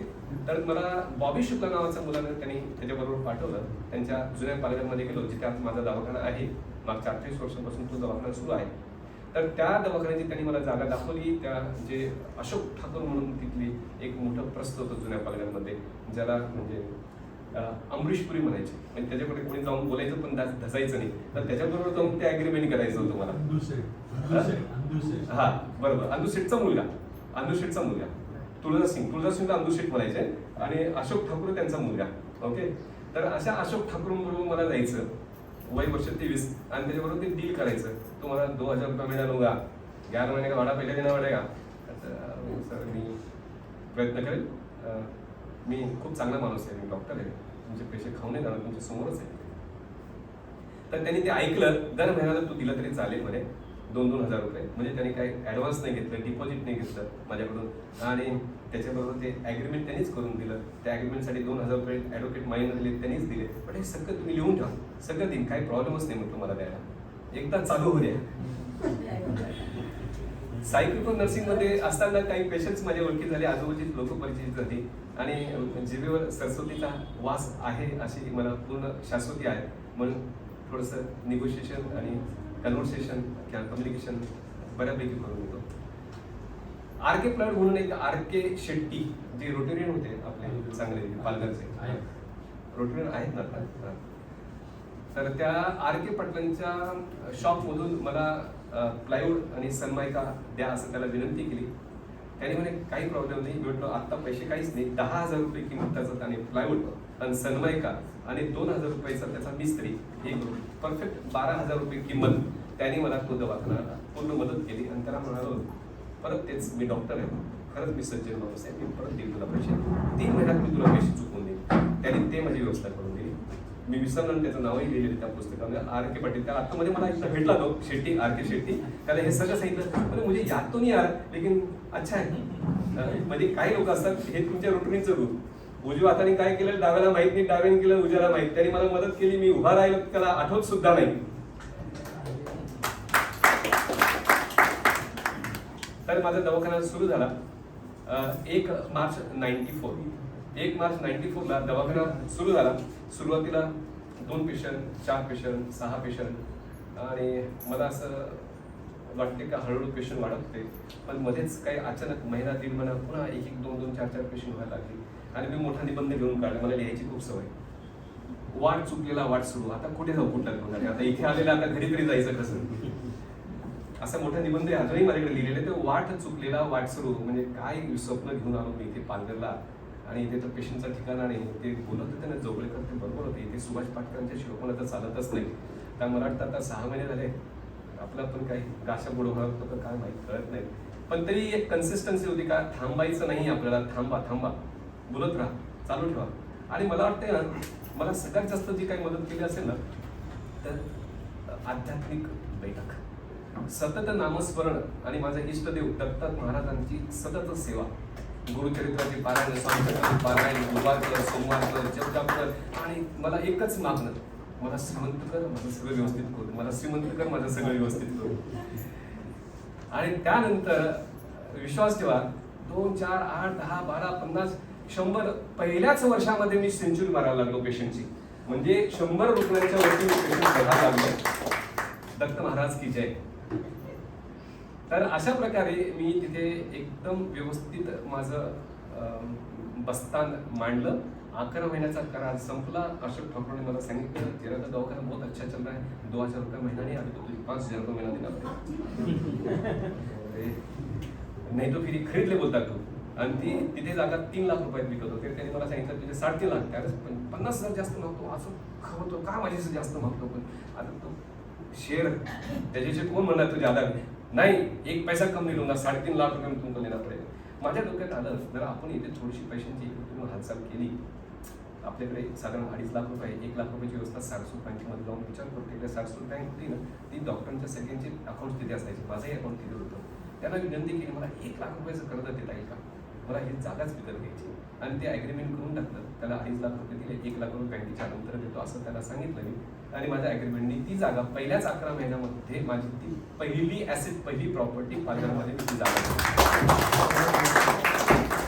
मी राहण्याची जागाबद्दल जास्त विचार करतो. राहणं कुठल्याही ह्या अपार्टमेंटमध्ये त्या अपार्टमेंटमध्ये काय 10 किलोमीटर कुठेतरी गावाच्या बाहेर कुठेही राहता येईल मला. आणि भाड्याने राहिलं तरी काय फरक पडत नाही. मला असं वाटतं की ही जागा जर गेली तर जागेचं पण गुण असतं. कारण खूप ते आध्यात्मिक आणि धार्मिक थोडी भीती काय नसते, इन्सिक्युअर्ड काय गडबड नको व्हायला, ही जागा आपल्या हाती जाऊ नको. ओके, तर त्यासाठी पहिल्या 11 महिन्यामध्ये मी काय जर माझी पहिली ॲसेट घेतली असेल तर ती जागा विकत घेतली. सारस्वत बँकेने मला मदत केली, पण ते 1 लाख सँक्शन करण्यासाठी 6 महिने लावले. खूप चक्र मारावं लागलं. 1 लाख रुपये मला सारस्वत बँकेने दिले, मी त्यांचा ऋणी आहे. पण त्यांनी 6 महिने घेतले. त्याच्यामध्ये त्या अशोक ठाकूरचं माझं किती फ्रिक्शन झालेलं आहे समजतं. आणि क्या तुमको एक दिवस शनिवारी माझी पेशंटची गर्दी आला, सगळ्यांना पेशंट बाहेर ताला लावून टाक, अप्पी के पैसा दे शनिवार गेली तर तू काय नाही, तुम बँक हमको घाणेरडे शब्द आपण ते काय काय बोलत ते बोला तो आपण असंच दाखव. त्यावेळेस मला डॉक्टर चव्हाण, राजेंद्र चव्हाण गाडीपासून त्यांनी उभ्या राही मदत केली. त्यांच्याकडे मी गेलो, ते स्वतः आले, माझे खूप जवळचे मित्र. आता सध्या आमच्याकडे थोडा तणाव आहे, परंतु त्यांनी मला ताबडतोब सोबत नेलं. लॉकमधून 1 लाख रुपये घेतले सोबत माझ्या, सर 1 लाख रुपये त्यांनी मग नंतर ताला ओपन केला. आणि त्यांनी गेलं. डॉक्टर राजेंद्र चव्हाणचा मी आयुष्यभर ऋणी राहील, कधीच विसरणार नाही. त्यानंतर 8-10 दिवसांनी 15 दिवसांनी डॉक्टर चव्हाणच गॅरंटर झालेत. मग ते 1 लाख रुपये आले, 1 लाख रुपये चेक दिली. आता ते चेक दिल्यानंतर माझे कॅश परत द्यायला खूप नाटकं, खूप भानगडी सुटतच नाही. ते आशु डॉक्टरने पैसे परत कसे द्यायचे, भांडण करून इतकाच दूंगा उतना दूंगा, 10, 20, 30 हजार, 10-15 हजार काही खाल्ले असतील देवकाने, आता काय विसरून गेलो ते. फरकेट आणि फरगिव चालत राहा आगे. तर अशा प्रकारची ती माझी पहिली जागा विकत घेतली. खूप रटाळ तर होत नाही ना. पुढच्या 6 महिन्यानंतर मला लहानपणापासून मी श्रीमंत झाल्यानंतर मारुती फ्रंटी घ्यायची ही खूप इच्छा. आणि मारुती फ्रंटी घेतल्यानंतर काच खाली करायची, असा हात ठेवायचा, मित्राला असा हात करायचा. 11 महिन्यानंतर जागा आणि त्याच्यानंतर त्या 6 महिन्यानंतर मारुती फ्रंटी म्हणायची. ती सगळ्यात बेसिक गाडी 800 त्याला रंगाची 2 लाख किलोमीटर पर्यंत सोडली नाही ती गाडी. आणि ती गाडी घेतल्यानंतर दवाखाना 8 दिवसांचा विश्राम दिला. पालघर पासून शेंदोणीपर्यंत जितके नातेवाईक, जितके मित्र असतील आणि मी इस्टाब्लिश झालो, मी श्रीमंत झालो. माझा दवाखाना स्वतःचा आहे, माझी गाडी आहे 4 व्हीलर. असा हात करत करत परत येऊन पोचलो. 8 दिवस शांतता ठेवली ती दवाखान्याला. आणि ती पहिल्यांदा 1.5 वर्षात एकदा बंद केलं. मी सोमवार ते रविवार म्हणजे 7ही दिवस प्रॅक्टिस करायचो. एकही दिवस आठवड्यातला बंद ठेवलेला नव्हता दवाखाना. पण कुठेतरी आपण एका पायरीवर यशाच्या पोहोचल्यानंतर त्याची वाहवा कमवण्याची जी इच्छा असते, पाठीवर थाप मिळण्याची जी असते, आपल्या नातेवाईकांना पोहोचतो, सगळ्यांना आपली ते तो आनंद, तो फ्रंटीचा. आता मर्सिडीज असलं तरी तो आनंद येणार नाही, ती पहिला फ्रंटीचा मला खूप आनंद येतो. असापर्यंत आमचे 1.5 वर्ष संपले. 2 वर्ष झाल्यानंतर इस्टाब्लिश एक गाडी आहे, मुलाला सोयरेकी यायला लागल्या. लग्न केलं 2 वर्षात, सुंदर बायको गाडी, खूप समाधानी, खूप आनंदात आहे. त्यानंतर डॉक्टरांचं कसं असते, तुम्ही जे उद्योग करतात आणि डॉक्टरांच्या उद्योगामध्ये असं असते का तुम्ही कलेक्शन जे झाले ते 90% सेविंग आणि 10% खर्च. तुमचं उलट असणार आहे. उद्योगामध्ये 10% तुमची वाचणार आहे, 90% पुन्हा क्रेडिटर्सला तुम्हाला पूर्वी पैसे द्यायचे आहेत. तर पण डॉक्टरांकडे असे पैसे गोळाच व्हायचे, तर ते पैसे झालेल्या गोळांचं करायचं काय? FD, आय हिट FD, बँकेची FD मी हिट करतो, कधीच तुमच्या इन्फ्लेशनला मॅच करत नाही. आपल्याला काहीतरी उद्योग करायचा. मी एकटाच इथे होतो, गावून माझा मोठा भाऊ राजेंद्र झवर, ज्याला मी राजदादा म्हणतो, त्याला सांगितलं तू इकडे ये, आता आपलं सगळं व्यवस्थित चालू आहे, इकडे माझं दवाखाना चालतो, तिकडे पप्पा आहेत, आपलं दुकान पप्पा इकडे सांभाळू शकतो, तू ये, आपण तिसरं आपल्या गाडीला इंजिन लावूया. तर आम्ही एक मेडिकल स्टोअर सुरू करायचा विचार केला, गुरुकृपा मेडिकल स्टोअर. आयुष्यभर किराणा दुकान चालवलं, माणसाला इथे एकदम मेडिकल स्टोअर आणून बसलं, लायसन बिसन काढून सगळं मेडिसिन ठेवलेलं. तो म्हणतो आता करायचं काय? तर मी आयुष्यभर गोळ्या, बिस्किट, जर्दा, बिडी, सिगरेट असं विकत बसलो, आता हे मला काय विकायला लागतो मेडिसिन? आणि मेडिसिन विकायची, medical store, retail counter. Retail काउंटरचा अर्थ त्या डॉक्टरांची प्रिस्क्रिप्शन वाचायचे, त्यांचे अक्षर वाचायचं. काँग्रेस भवनच्या खाली गुरुकृपा मेडिकल होती, आजूबाजूला 10 doctor, doctor Tukkar, doctor company, doctor Shah, इथे डॉक्टर राजेंद्र चव्हाण, ह्या सगळ्यांचे अक्षर तुम्ही नक्की बघा आणि तुम्हाला तर मोठं प्राईज मिळेल ते पूर्ण वाचून दाखवलं तर त्याला एक तर. आणि ते वास्तव कोणाला येते, ज्याला तो औषधांची माहिती असते तर तो पहिला A पासून तो पुढचं लावू शकतो. ज्याला अहमदाबाद माहिती तो AH बघले झाले अहमदाबाद आहे, पण त्याला अहमदाबादच माहित नाही तर तू AH काय बघणार? तर अशा प्रकारची त्याची गडबड व्हायला लागली. माझी ते 100 दिवसाची उपडी सकाळपासून संध्याकाळपर्यंत माझी कधी कधी दुपार जेवायला पण कधी मिळायचं नाही, रात्री 12 वाजेपर्यंत उपडी बघायचो. नंतर मी आणखी 1 तास 1.5 तास लवकर सुरू करायला लागलो. पहिले 9ला जायचो, 8ला जायला लागलो, 7ला जायला लागलो, म्हटलं तरी दुपारचा वेळ तरी आपल्याला मिळेल. आणि तशा पद्धतीने ते दुपारी मला वेळ मिळायला लागला. दुपारी असं जेवायचं आणि पळायचं मेडिकल स्टोअरवर. काय तर मेडिकल स्टोअरवर आमच्या राजदादाला प्रशिक्षण द्यायचं, स्वतः उभं राहून, बाबा हे कसं वाचायचं असते, कशा औषधं कशी मांडायची, ABCD प्रमाणे. म्हणजे मी काय मेडिकल स्टोअर चालवलं नाही, पण थोडंसं लॉजिक आणि कॉमन सेन्स, 2 गोष्टी लक्षात ठेवा, लॉजिक आणि कॉमन सेन्स. ज्याच्याकडे लॉजिक आणि कॉमन सेन्स आहे तो कधी हरूच शकत नाही. तर ते आम्ही तिथे व्यवस्थित रचना केली. छोट्यासा 120 स्क्वेअर फीट पाहिजे असते ते जागा, ते 120 स्क्वेअर फीट घेऊन तिथे आमचं मेडिकल स्टोअर सुरू झालं. आणि 6 महिन्यामध्येच राजूदादा पारंगत झाला, त्याला सगळं यायला लागलं. असं वाटतं त्या 6 वर्षांपासून तो काम करताय का, जेणेकरून मग नंतर माझं तिथे जाणं कमी झालं, मला थोडा आराम मिळायला लागला. आणि आमचं तिसरं गाडीला इंजिन सुरू झालं. पहिलं वडिलांचं इंजिन, गावाकडे ते दुकान चालू आहे ते, दुसरं माझा दवाखाना, तिसरं आमचं मेडिकल स्टोअर. मेडिकल स्टोअर त्यांनी 6 वर्ष चालवलं. पुन्हा आमच्याकडे पैसे गोळा व्हायला लागले आणि आम्हाला वाटायला लागलं का आपण ह्या मेडिकल स्टोअर्समध्ये फक्त सेल्स करतोय, मार्केटिंग नाही. त्याचा अर्थ असा का कुठलेही रुग्ण फक्त प्रिस्क्रिप्शन घेऊन तुमच्याकडे येतो, त्यालाच फक्त औषध द्यायचे. आजूबाजूच्या घरातून किंवा हॉस्पिटलमधून असं प्रिस्क्रिप्शन ओढून तुम्ही आणू नाही शकत. म्हणजे फुटफॉल्स जे आहेत तुमच्याकडे आलेलाच व्यक्तीला तुम्ही औषध देऊ शकता, म्हणजे सेल्स मार्केटिंग काहीच नाही तिथे. तर आपल्याला हे कुठेतरी गडबड होते असं वाटते. आमच्या रिटेल स्टोअर्सवर होलसेलर्स यायचे औषध विकण्यासाठी, ज्या मुंबईहून आलेले, भाईंदरहून, वसईहून जे होलसेलर्स यायचे, बोरीहून जे होलसेलर्स यायचे, आम्ही आमची नजर त्याच्यावर. आपल्यासारख्या किती मेडिकल स्टोअर्सवर औषध असेल, म्हणजे कमीत कमी 1000 लोकांना जर तो भेटत असेल तर याचा उद्योग मोठा, याचा नफा मोठा. तर राजूदादा आपल्याला काहीतरी वेगळं करावं लागेल, नाही तर काही श्रीमंत होण्याचे काही चान्स नाही. दिवसभर काम केल्यानंतर रात्री 10 वाजता बाहेर पडायचं, राजूदादा आणि मी. तुझी बायको काय करते, माझी बायको करते, अजिबात घेणं देणं नाही. तुझे नातेवाईक काय करतात, हे नातेवाईक काय, तुझे सासरवडील काय, काय तू काय खाल्लं काय, फक्त एकच विषय, पैसे कसे वाढवायचे, धंदा कसा वाढवायचा आणि श्रीमंत कसं व्हायचं. तो म्हणे आपण आता होलसेलचा प्रयत्न करूया. आम्ही ते रिटेल स्टोअर बंद केले, होलसेल सुरू केलं. रिटेल ठेवून होलसेल करणं अशक्य होतं काय, आणखी तिसरा काय चौथा हात नव्हता आमच्याकडे. एक मोठं कमाईसाठी छोटी कमाई थोडी कॉम्प्रोमाइज करावं लागतं. आम्ही मेडिकल स्टोअर बंद केलं आणि होलसेल सुरू केलं. आणि त्याच्यामध्येही आम्हाला 2 वर्षामध्ये खूप चांगलं एक्सपिरियन्स आला आणि या मेडिकलपेक्षा 4 पटीने आमचं उत्पन्न वाढलं, आणखी आमचा कॉन्फिडन्स वाढला. होलसेलमध्ये काम करताना लक्षात आलं की आपण हे सिप्ला किंवा ग्लॅक्सो, ग्लेनमार्क ह्या औषधं आपण विकताना 10% ते आपल्याला मार्जिन देतात. होलसेल मार्जिन आहे 10%. दिसताना 10% दिसते, पण ते लॉजिस्टिक, इन्व्हेंटरी कॉस्ट आणि आपली लोक जी जातात सेल्सवर यांचे पगार पाणी करताना 5% कमी होते. आणि आजकाल रिटेलरला पण डिस्काउंट लागतो 2-3%. त्याच्यात गेलं तर उरतात 2%, 3% फक्त. धंदा मोठा आहे पण वाचतात फक्त 2%, 3%. पुन्हा तीच चर्चा, काहीतरी गडबड होते. धंदा तर वाढला आपण, पण परत तिथेच येऊन बसलो 2-3%. तर आपल्याला काय करायला पाहिजे?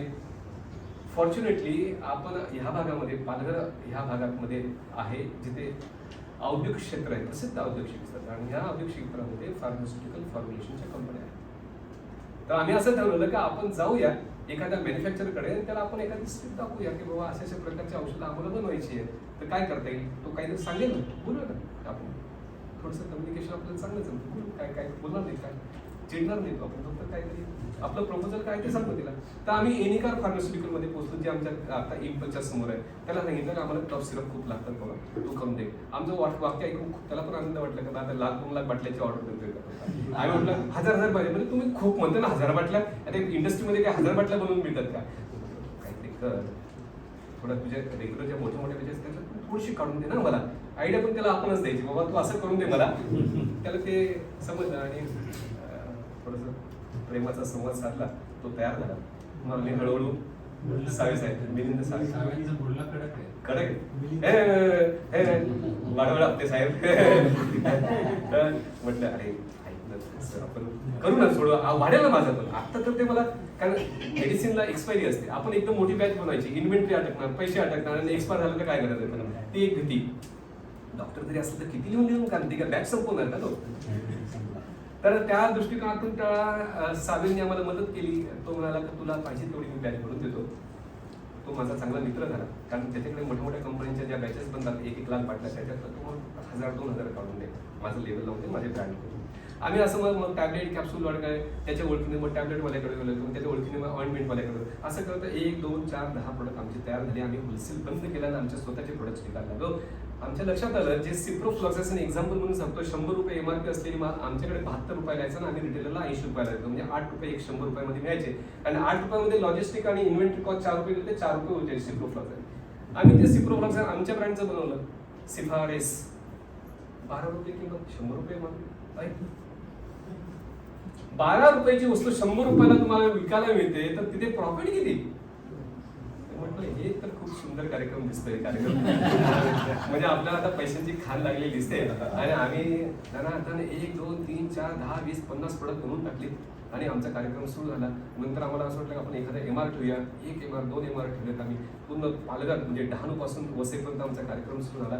नंतर आणखी आमची काही लालच काही संपत नव्हते. आम्ही म्हटलं आणखी 2, 4, 10, 20 पूर्ण ठाणा कव्हर करू, आणि आम्ही 36 जिल्हे पूर्ण महाराष्ट्रातले प्रत्येक जिल्ह्यात आमच्या डिस्ट्रिक्ट, प्रत्येक जिल्ह्यामध्ये आमचा MR तो आम्ही पसरवला.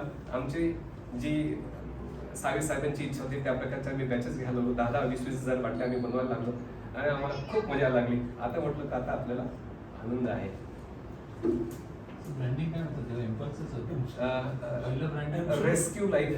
रेस्क्यू फार्मा प्रायव्हेट लिमिटेड, आणि तीच कन्वर्ट करून आता आम्ही काईट मार्क केलेली आहे. ती पण एक गंमत आहे. प्रायव्हेट लिमिटेड बंद करून आम्ही प्रॉपर्टी का केली, तो एक आणखी वेगळाच विषय आहे. कारण त्याचे कंप्लायन्सेस माहित नाही ना प्रायव्हेट लिमिटेडचे. 10 वर्ष झाले ROCच माहित नाही काही. अरे त्याचा बोर्ड ते नवीन कंपनी बनवण्यापेक्षा 10 पट जास्त. बंद करा गुपचूप बंद करा. का त्यावेळेला ऑनलाईन काहीच नव्हतं. रेस्क्यू नावाची कंपनी कोणाची कोणाला माहितच नाही. अजूनही ती स्थिती. आम्ही चुपचाप बसतो, त्याच्यातले बरेच लाईव्ह व्हिडिओ पडलेले आहेत.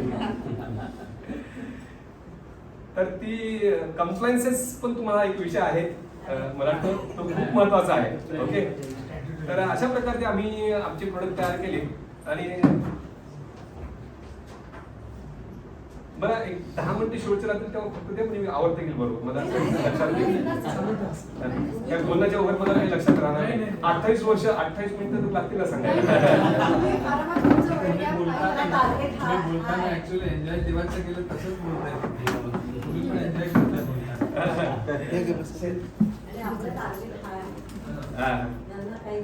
अच्छा, तर पुन्हा लालच का कोई लिमिट नाही. सावेकडे जाऊन बसायचो. परत माझ्या मनात यायला लागलं आपल्याला बनवतो तर आपल्यासारखे किती लोकांना बनवून देतो. म्हणजे या ट्रेडिंग पेक्षा मॅन्युफॅक्चरिंग जोरदार दिसते. ओके, तर आपल्याला पण फॅक्टरी लावली पाहिजे. ओके, आता मी त्याचा अभ्यास सुरू केला. त्याचा प्रोजेक्ट रिपोर्ट बनवायचा. त्यांनी सांगितलं तुम्हाला प्रोजेक्ट रिपोर्ट कसा बनवायचा. खरं सांगतो काही समजत नाही, बनवता येत नाही आपल्याला. मला फक्त उद्योजकांनी काय करायचं ना, या सगळ्या गोष्टी शिकत बसतात. फक्त स्वप्न बघायची मला हे करायचं, आणि त्याच्यातला जो मास्टर असतो जसा चार्टर्ड अकाउंटंट, त्याला त्याची वाजवी फील द्यायची.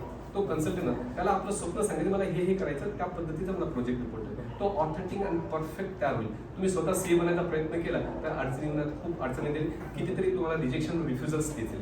बँकेला हेच काय केलं, हे नसतं, हे असायला पाहिजे, ते असायला पाहिजे. आणि ते खूप बरेच अनेक्शन्स आणि बरेच डेटा असतात तुमचे, ते प्रोजेक्शन्स असतात, जो सीएमए डेटा असतो. याचा सीएमए डेटा कसं म्हणजे यातल्या एकालाही माहिती. ओके, तर ते किती शिकलो तर जी शिकण्याची वस्तूच नाहीये. आपण याला उद्योजक बनवूया, कारकून नाही बनायचं. कारकुनीसाठी बसलेले लोक त्यांना कन्सल्टिंग 1000-2000 रुपये द्यायचे आणि आपलं उद्योजकांनी काय करायचं असतं, स्वप्न बघायचं असतं. बरोबर. आणि ते पूर्ण करण्यासाठी आपण we can hire brains. Okay, तर मला असं वाटतं का मला असं वाटलं का आता आपल्याला फॅक्टरी टाकलीच पाहिजे. फॅक्टरी टाकताना जेव्हा आम्ही अभ्यास केला त्याच्या लक्षात आलं की बाबा याच्यात कॅपिटल इन्व्हेस्टमेंट खूप जास्त आहे. मी आज थोडाफार श्रीमंत झालेला आहे पण ते लाखांमध्ये इथे तर कोट्यवधी रुपयाची गोष्ट आहे. इथं करायचं तर आहेच. राजेदादा म्हटलं आपलं करायचं तर आहे, फॅक्टरी तर लावलीच पाहिजे, नाही तर आपण श्रीमंत नाही होणार. आमची श्रीमंतीची व्याख्या बदलत जायची दरवेळेस. आम्हाला पहिले वाटायचं 10 लाख रुपये असले आपण असा जबरदस्त बिझनेस करेल का बस. जेव्हा 10 लाख, अरे 1 कोटी तरी पाहिजे ना आपल्या अकाउंटमध्ये, नाही तर धंदा कसा करणार. जेव्हा 1 कोटी आलं तर 1 कोटीने काय धंदा होतो का. तर अशी जी व्याख्या असते ना ती व्यक्तिसापेक्ष आणि कालसापेक्ष बदलत जाते मला असं वाटते. तर आम्ही ठरवलं तर टाकायचं तर आहे फॅक्टरी. तर आम्ही एक व्यवस्थित एक प्रपोजल बनवलं आमच्या लेमॅन नाशिकमध्ये आणि आमची 5 मित्र गोळा केली आम्ही का आपण सगळे मिळून इथे तो सावे जो होता त्यालाच मुद्दाम सोबत घेतलं. तू पण सोबत राहा कारण तुला थोडा इंडस्ट्रीचा अनुभव आहे. नंतर आमचे मित्र राजेंद्र चव्हाण होते आणि आमची फार्मास्युटिकल जी आपली महाराष्ट्रामध्ये डिस्ट्रीब्युटर्स होते त्यांचे डिस्ट्रीब्युटरला आत घेतलं का चला तुम्ही आमच्यासोबत जोडून घ्या. असे 5 जणांनी मिळून आम्ही 2002ला एक कंपनी सुरू केली, इम्पल्स फार्मा प्रायव्हेट लिमिटेड. आणि एक जागा आम्ही आवंटित केली जिथे आमची आत्ता फॅक्टरी आहे, जे 201 जे सेक्टरमध्ये 201 हा आमचा प्लॉट. आता फॅक्टरी टाकायची फक्त एकच उद्देश श्रीमंत व्हायचं, पण फॅक्टरी काय टाकायची, कसली टाकायची काहीच माहिती नाही. डॉक्टर किरण पेटकर होते कन्सल्टंट याचे फार्मास्युटिकलचे नाशिकला, अजूनही आहेत ते. तर त्यांना बोलायचं ठरलं. त्यांनी आमच्या संभाषणातून लक्षात आलं का बाबा यांना तर काहीच माहिती नाही, कुठे टाइमपास करू इथे. म्हटलं तुम्ही इथे येत नाही तर आम्ही तिथे येतो. आम्ही तिथे नाशिकला गेल्यानंतर आमची मीटिंग झाली एका हॉटेलमध्ये बसल्यानंतर ते म्हणले तुम्हाला फार्मास्युटिकल कंपनी टाकायची, मी फार्मास्युटिकल कन्सल्टंट आहे. म्हटलं धन्यवाद सर, खूप आता आमचं सोपवून जाईल सगळे काम करायचं. पण तुम्हाला काय टाकायचं, म्हटलं फार्मा टाकायची. अरे फार्मामध्ये काय टाकायचं, सगळंच टाकणार का, नाही बरोबर बोलतात. आता टॅबलेट टाकायचं, कॅप्सूल टाकायचं, लिक्विड टाकायचं, ऑइंटमेंट टाकायचं, 10,000 मध्ये काय सगळंच टाकणार का. म्हटलं हो, असं मग सिलेक्ट करायचं का, ठीक मग टॅबलेट टाकून द्या, कॅप्सूल टाकून द्या, अच्छा टाकून द्या. मग टॅबलेट कॅप्सूल टाकायचं, टॅबलेट कॅप्सूल टाकायचं, किती टाकायचं, किती टाकायचं म्हणजे ते प्रपोर्शन घालवं लागेल ना. त्याला मशीनरी कशी डिझाईन करणार. तुम्हाला 1 लाख रोजची उत्पादन क्षमता हवी का 10 लाखाची काय म्हणजे तुम्हीच ठरवून घ्या. अरे तुम्हीच ठरवून घ्या म्हणजे काय सांगण्याचा हेतू असा का तुम्हाला एबीसीडीचं पण ज्ञान नाही, औपचारिक कोणी शिक्षण घेतले नाही, फार्मसी ग्रॅज्युएट नाही, सायन्स ग्रॅज्युएट नाही, अनुभव कोणाला नाही 5 मध्ये की कोणीतरी काही फार्मास्युटिकल मध्ये काम केलेलं आहे. आमचा एकच होता तो सावे, ज्यांनी लिक्विड मध्ये काम केलं. तुम्ही टॅबलेटच्या गोष्टी करता, एखाद्या विषयामध्ये पारंगत झाला म्हणजे सगळ्याच विषयामध्ये पारंगत होता असा विषय नाही ना, तर त्याला माहिती नाही. औपचारिक शिक्षण नाही, अनुभव नाही आणि इथे लागणारा एवढा पैसाही नाही एकामध्ये. तर सगळ्याच गोंधळामध्ये आम्ही फार्मास्युटिकल कंपनी टाकायचे ठरवलं. एक कन्सल्टंट मधून थोडीशी काही माहिती घेतली तर दुसऱ्या कन्सल्टंट टाकायचं, मग हा आपल्याला फार्मा टाकायची, टॅबलेट टाकायचं, असं प्रपोशन. अरे यांना माहिती पडलं वाटतं सगळं, आम्ही व्यवस्थित मांडायचे होते. तर त्यांनी आम्हाला सुरुवात करून दिली. नंतर आम्ही डीपी असोसिएट पुढे ह्याला कन्सल्टंट केलं, थोडासा अभ्यास करून घेतला किरण पेटकरकडून आणि त्यांनी आम्हाला बरोबर मार्गदर्शन करून फॅक्टरी टाकायला सांगितलं. पहिले 10 गुंठे जागा घेतली जे 201 मध्ये. फॅक्टरीचं कन्स्ट्रक्शन सुरू झालं आणि मध्येच त्यावेळेस शेड्यूल एम ही जी एक आपली ड्रग ऑथॉरिटी मधली एक लेवल असते फार्मा फॉर्म्युलेशनची, ती चेंज होऊन WHO होत होती. आणि सगळ्यांचं असं म्हणणं होतं का तुम्ही तुमची फॅक्टरी WHOच्या लेवलची बनवा, WHOची लेवलची असते, तुम्हाला एक्सपोर्टला संधी मिळेल. कारण त्याच वेळेस भारत सरकारने एक्साईज एक्झेम्प्टेड झोन नॉर्थ इंडियामध्ये सुरू केले. एक्साईज एक्झेम्प्टेड असल्यामुळे, एक्साईज फ्री झोन असल्यामुळे इकडचा डोमेस्टिकचा बिझनेस संपूर्ण संपला. कारण एक्साईज MRP बेस्ड होती, तुमची प्रोडक्टची जी कॉस्ट आहे ना तेवढ्याच अमाऊंटची तुमची एक्साईज लागायची. तर लोकांना लॉजिस्टिक परवडत होते पण एक्साईज त्यांना परवडत नाही, म्हणून तो नॉर्थ इंडियामध्ये जो 32 साईडला हरिद्वार साईडला जो बिझनेस गेला तर इकडे सगळ्यांच्या अवकाळ झाल्या. बऱ्याच जणांचे कारखाने बंद पडायची वेळ आली. आणि इथे बघा एक दरवाजा बंद होतो, दुसरा उघडा होतो. त्यामुळे थांबायचं नाही, थोडंसं पेशन्स करायचं. इथे एक्सपोर्टचा बिझनेस डेव्हलप व्हायला लागला आणि एक्सपोर्ट्समध्ये इंटरनॅशनल बिझनेसमध्ये सगळ्यात महत्त्वाचं असतं ॲक्रेडिशन. ॲक्रेडिशन म्हणजे WHO असल्याशिवाय तुम्ही इंटरनॅशनल बिझनेस करू शकत नाही. आम्हाला कोणी सांगितलं की तुम्ही हे अर्धवट कन्स्ट्रक्शन केलेले आहेत, सगळं बरं आहे, पण इथे WHO होणार नाही. 10,000 स्क्वेअर फीटमध्ये तुम्ही बाजूचा प्लॉट मिळत असेल तर घ्या. आम्ही तो बाजूचा प्लॉट रिसेलमध्ये घेतला, कारण MIDC कडे प्लॉट नव्हता. रिसेलमध्ये घेतला. 2002 पासून 2007 पर्यंतची आमची अवकळा झाली. म्हणजे रडायला माणसाने असं वाटायला लागलं कुठे ह्याच्यात पडलो, आपलं कामच नाही इंडस्ट्री, एक पैसा नाही, एक अक्कल नाही, माहिती नाही. त्याच्यात हे MIDCचा प्लॉट घेतला. आम्ही काय केलं साहेब, खूप ऐकण्यासारखं नाही, अतिशय महत्वाचं आहे. 2002ला आम्ही एक प्लॉट घेतला, 2003ला दुसरा प्लॉट घेतला आणि आम्ही आमच्या कन्सल्टंट प्रमाणे कन्स्ट्रक्शन करून टाकलं आणि कन्स्ट्रक्शन असं केलं जे MIDCला अप्रूव्ह होण्यासारखं कन्स्ट्रक्शन केलं. प्लॅन अप्रूव्ह केला नाही. 2 प्लॉटच्या मधली जागा जी असते त्याला ते प्लॉट तुम्हाला माहिती असेल अमलगमेशन करणं महत्वाचं आणि अमलगमेशन न करता तुम्ही कन्स्ट्रक्ट एक विटे तिथे ठेवू शकत नाही मार्जिनल स्पेस मध्ये. आम्ही विट काय पूर्ण बिल्डिंग घेऊन टाकली. आता ती बिल्डिंग बनल्यानंतर आता तिथे जायला लागला, आता ओसी द्या, ओसी ते देऊन तो सर्वे व्हायचा. तो म्हणजे आम्हाला चिडवायचा का त्याला आनंद व्हायचा, आता हे कस्टमर चांगला आहे. आता हे तुम्ही काही चूक केल्याशिवाय कस्टमर बनणार नाही ना तुमचा. तर तिथे झाला गोंधळ. इथे ब्रांच ऑफिस तुमच्या रिजनल ऑफिस बोईसर ठाण्याला नाही, इथले आपलं ब्रांच ऑफिस, रिजनल ऑफिस आपलं ठाण्याचं आणि हेड ऑफिस अंधेरी, या तिन्ही ठिकाणी 2002 पासून 2007 पर्यंत इतक्या चक्रा मारल्या, इतका चाकरा मारला का बस. म्हणजे फर्स्ट जनरेशन जो एंटरप्रिनर असतो ना, जर त्याच्यावर गॉडफादर नसेल किंवा अशा संस्था जर माहिती देणाऱ्या उभ्या नसतील ना, तर खूप भयंकर अडचण आहे. तर तुम्ही खूप कृतज्ञ असले पाहिजे अशा संस्थांचं जे तुम्हाला खरोखर तयार करतात, कॉम्पिटंट बनवतात त्या उद्योगामध्ये जाण्याच्या आधी. असं आमच्याकडे काही नव्हतं किंवा आम्ही तिथपर्यंत पोहोचलो असेल तेव्हाही होती, पण माहीत नव्हतं तेव्हा. तर अशा प्रकारे त्या अमलगमेशनच्या चक्करमध्ये होतो. 5 लाख रुपयाचा प्लॉटची किंमत आणि त्यांनी पेनल्टी लावली 25 लाख, 5 टाइम्स पेनल्टी. त्यांचं स्टँडर्ड असेल 25 लाख रुपये पेनल्टी. आणि ती 25 लाख पेनल्टी आणायची कुठे, ते प्लॉट घ्यायलाच आम्ही व्याजाने पैसे घेतो, 25 लाख आणायचे कुठे. तर त्या गोंधळमध्ये काही मार्ग सापडायला तयार नाही.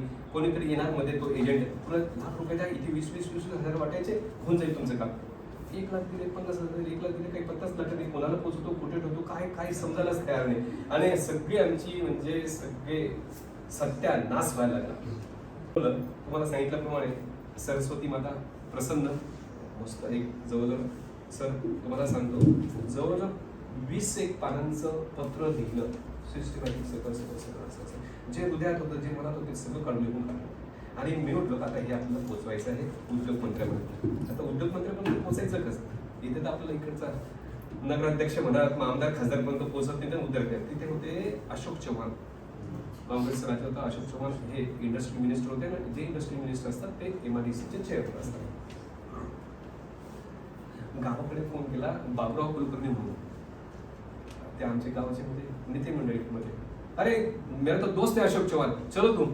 इकडून आले मुंबईला. मंत्रालय काय कशाला म्हणतात ते पण माहित नाही, मंत्रालयाला पोचायचं कसं माहित नाही, ते त्यानंतर अडचणी, तिथे एंट्री मारायला अडचणीत, आपलं काम केव्हा होईल भरोसा नाही. ते बाबुराव कुलकर्णी आले, त्यांनी शब्द ठेवला. आम्ही दोघे तिथे गेलो. अशोक चव्हाणांच्या कॅबिनमध्ये वेड्यासारखी गर्दी, म्हणजे असं अशोक चव्हाण इथे बसले नाही, एवढीच लोक तिथे अजून अशी गर्दी केलेली. त्याच्यात आमदार खासदार काय असते त्यांचे पक्षाची लोक आणि नॉन स्टॉप त्यांच्यावर तो बंबार्डिंग त्यांचा कामाचा. आणि हे बाबुराव कुलकर्णी असे हात करत, बाबुराव कुलकर्णी. मी बाजूला बसतो आणि त्याने अशोक चव्हाणाने त्याला असं केलं, हे फक्त असं केलं. मला ते स्पष्ट अजूनही आठवतं. बाबुराव कुलकर्णी बाहेर आले आणि मला म्हणाले, डॉक्टर साहेब तुमचं काम झालं. अरे त्यांनी शब्द विचारला सुद्धा नाही तुला, त्यांची चर्चा करायची कसं आहे. त्या सह्याद्री गेस्ट हाऊसला परत दुसऱ्या दिवशी जायचं. मी प्रयत्न करतो तारीख घ्यायचं. शहापूर मॅडम गुरुवार मिळाला तर मला खूप चांगलं होईल. आणि गुरुवार म्हणजे दत्ताचा वार आणि घरून प्रार्थना करून निघायचं. स्वामी समर्थांना म्हणायचं माझ्यासोबतचा. आणि आम्ही दोघं भाऊ गाडीमध्ये बसायचो. मागे फक्त एक टक्क्या ठेवायचं, कोणी बसू द्यायचं नाही. आणि अशी एक भावना असायची का स्वामी समर्थ आमच्या सोबत आहे. आणि ज्या दिवशी गुरुवारी मी जिथे जिथे मिटिंगला गेलो तिथे यशस्वीरित्या मिटिंग करून आलो. आता त्या सह्याद्रीला गेलो. त्या सह्याद्री आयुष्यात हे सगळं पहिल्यांदाच. अशोक चव्हाणांना असं बघणं पहिल्यांदाच. बाबुराव कुलकर्णी फक्त ऐकूनच होते, ते आमच्या गावचे नेते, त्यांना पण पहिल्यांदाच बघितलं. मंत्रालय पहिल्यांदा बघितलं, आता ते सह्याद्री पण पहिल्यांदा बघायचं. सह्याद्री एवढा मोठा भव्य दिव्य तो हॉल पहिलेच आपल्याला कॉम्प्लेक्स यायला सुरू होतो. कॉम्प्लेक्स येतो, मग एवढ्या मोठ्या भागात तिथे गेलं, थांबायचं. नंतर तो एक त्या मोठ्या बिल्डिंग सह्याद्री तुम्ही बऱ्याच जागेला असतात, त्या सह्याद्रीमध्ये एक मोठा हॉल, त्या हॉलमध्ये असे ते सगळे मोठे ब्युरोक्रॅट्स बसलेले, ते MIDC CEO, जॉईंट CEO, सत्रे साहेब होते जॉईंट CEO, ते असे बसलेले. आता मी अंधेरीपर्यंत खूप वेळा गेलो, पण सत्रेपर्यंत पोहोचायचं कसं? जॉईंट CEO पर्यंत पण आम्हाला नाही, तुमची अपॉइंटमेंट एक आहे नाही, त्यांच्या खालच्याच लोकांना भेटून यायचं. बस अगल्या हप्ते नाव, अगल्या हप्ते नाव. तर ती एक कसंही करून उद्योग मंत्रालयापर्यंत पोहोचायचं. मला ठरलं की इथे काय होणार नाही, त्यांना भेटायचं. ते असं काम झालं. सह्याद्री आम्हाला बोलवलं, आमची मीटिंग झाली. मीटिंगमध्ये राजूदादा आणि मी असं बसलेलं, आणि त्यांची ते बोला, अरे बोला काय, एवढे लोक बसले, तुम्ही बोला म्हणजे काय, एकदम बोला बोला बोला म्हटलं. तर मला कळलं सर मला काही जास्त बोलता येणार नाही, 20 पानांचं नंतर थोडीशी हिंमत झाली. श्री स्वामी समर्थ मला म्हणाले, सर मी तुम्हाला बोलून जातो, कारण तुम्हाला वेळ नाही, इतके जण बसले. ते 5 मिनिटात उत्तर काय कुठून ऊर्जा आणि माहीत नाही. 15 मिनिटं नॉन स्पॉट अस्खलित त्यांच्याशी बोलत होतो, आणि ते इतके इम्प्रेस झाले, त्यांना तो विषय इतका व्यवस्थित समजला, आणि मला विषय खूप चांगला मांडता आला, कारण ते दिवस रात्र तेच होतं ना डोक्यात. आणि माझं काम झालं नाही, मला 25 लाख वाचले पाहिजे. तर त्या 25 लाख वाचण्याच्या चक्करमध्ये त्यांना मी असं सांगितलं, आणि शेवटी जे शब्द त्यांच्यासमोर वापरले मी, मला सर महाराष्ट्रभर आपण शेतकरी आत्महत्या करताना बघितलेले, पूरग्रस्त दुष्काळग्रस्त शेतकरी तुम्ही आत्महत्या करताना बघितलेले. मी MIDC ग्रस्त झालेला आहे. हे जर काम तुमच्यापर्यंत शेवटचे असेल, हे जर काम पूर्ण नाही झालं तर मी मंत्रालयाच्या समोर आमरण उपोषणाला बसेल, आणि माझ्या जीवाचं बरं वाईट झालं. तुम्ही जबाबदार, काय मी तुमच्यापर्यंत पोहोचलेले तरी मला विचारलं जॉईंट शिवला भेटतात का? जॉईंट शिव तेव्हाच ओळखली जॉईंट शिव. तुम्ही हेड ऑफिसला किती आला? सर चपला घासल्या माझ्या. आता घालायचंच ते बिंदास बोला, मंत्री समोर आहे. तर त्या पद्धतीने त्यांनी सांगितलं की डॉक्टर झवेरांची केस ही इम्पल्स पार्टनरची खूप जेन्युइन आहे.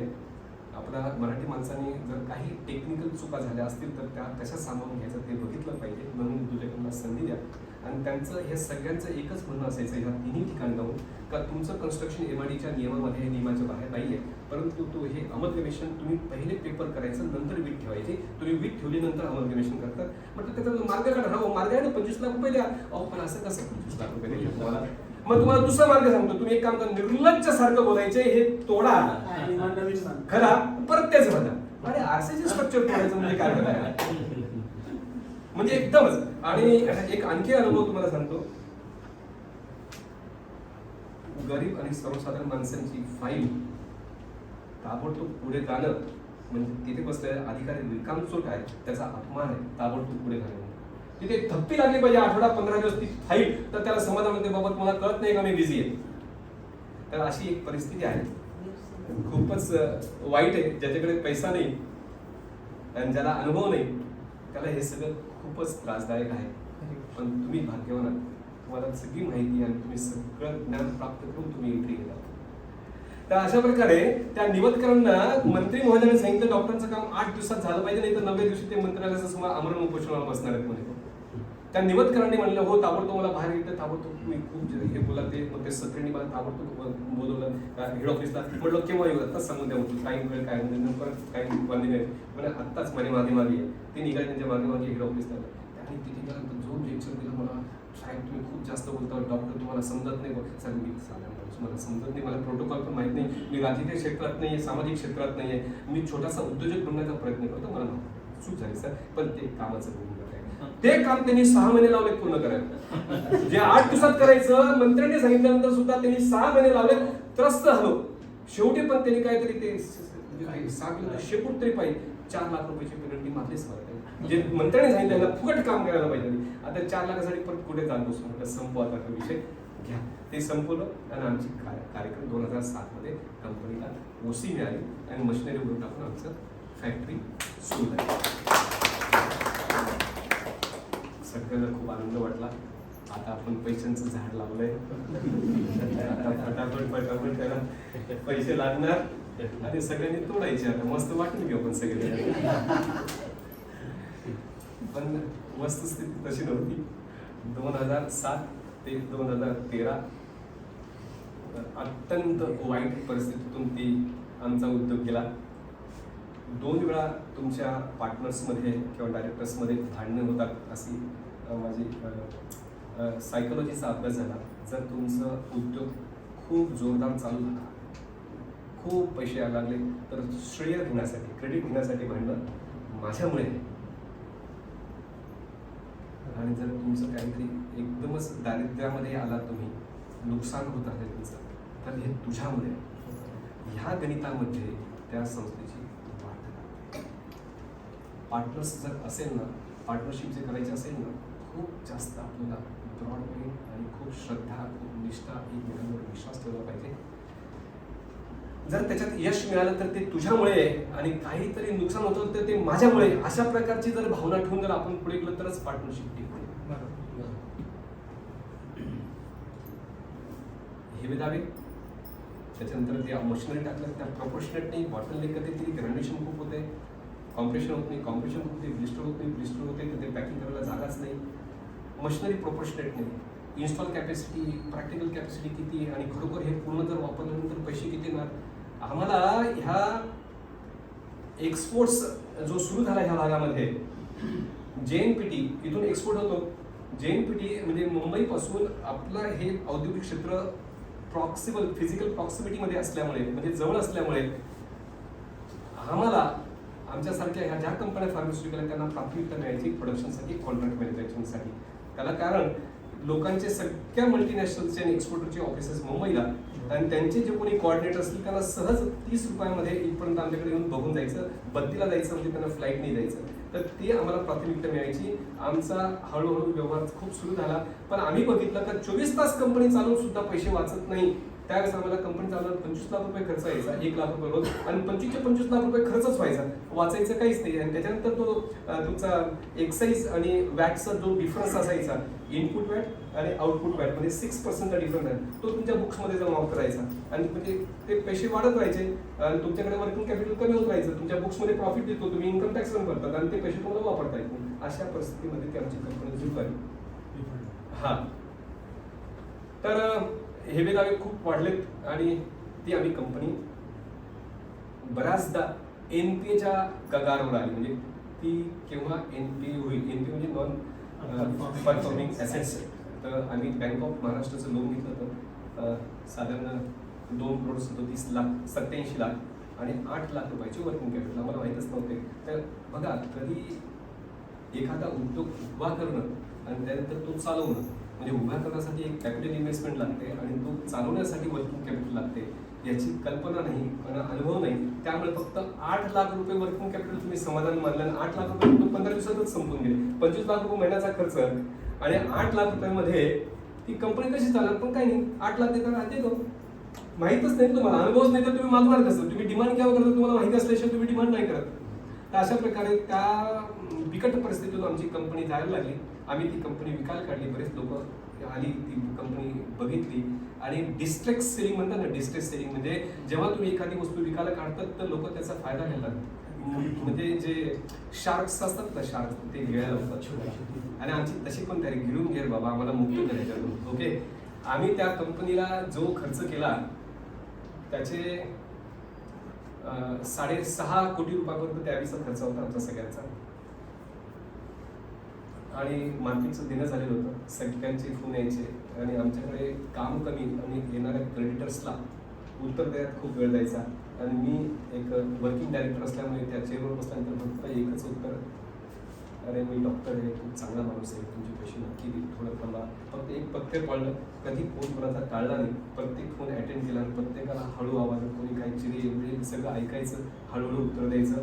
आम्हाला बँक ऑफ महाराष्ट्राने खूप मदत केली. ज्यावेळेस NPAला जर अकाउंट यायला का त्याच्या 1 दिवस अगोदर तो मॅनेजर स्वतः यायचे आणि आमच्याकडे कोणी फक्त एक साधारण कॉमर्स ग्रॅज्युएट अकाउंट नसायचं. आता परिस्थिती वेगळी आहे, आमच्याकडे अकाउंटची 10 लोकांची टीम आहे, 2 चार्टर्ड अकाउंटंट आहेत. पण त्यात तो BCom असेल, त्याला काही समजायचे, तो यायचा, तो काही करायचा असं नाही. आणि सेट करूया, कल सिर्फ तुम 10 लाख रुपये भरतो, तुम्हाला हकीकत 2-3 महिन्यात निकल जाएगा.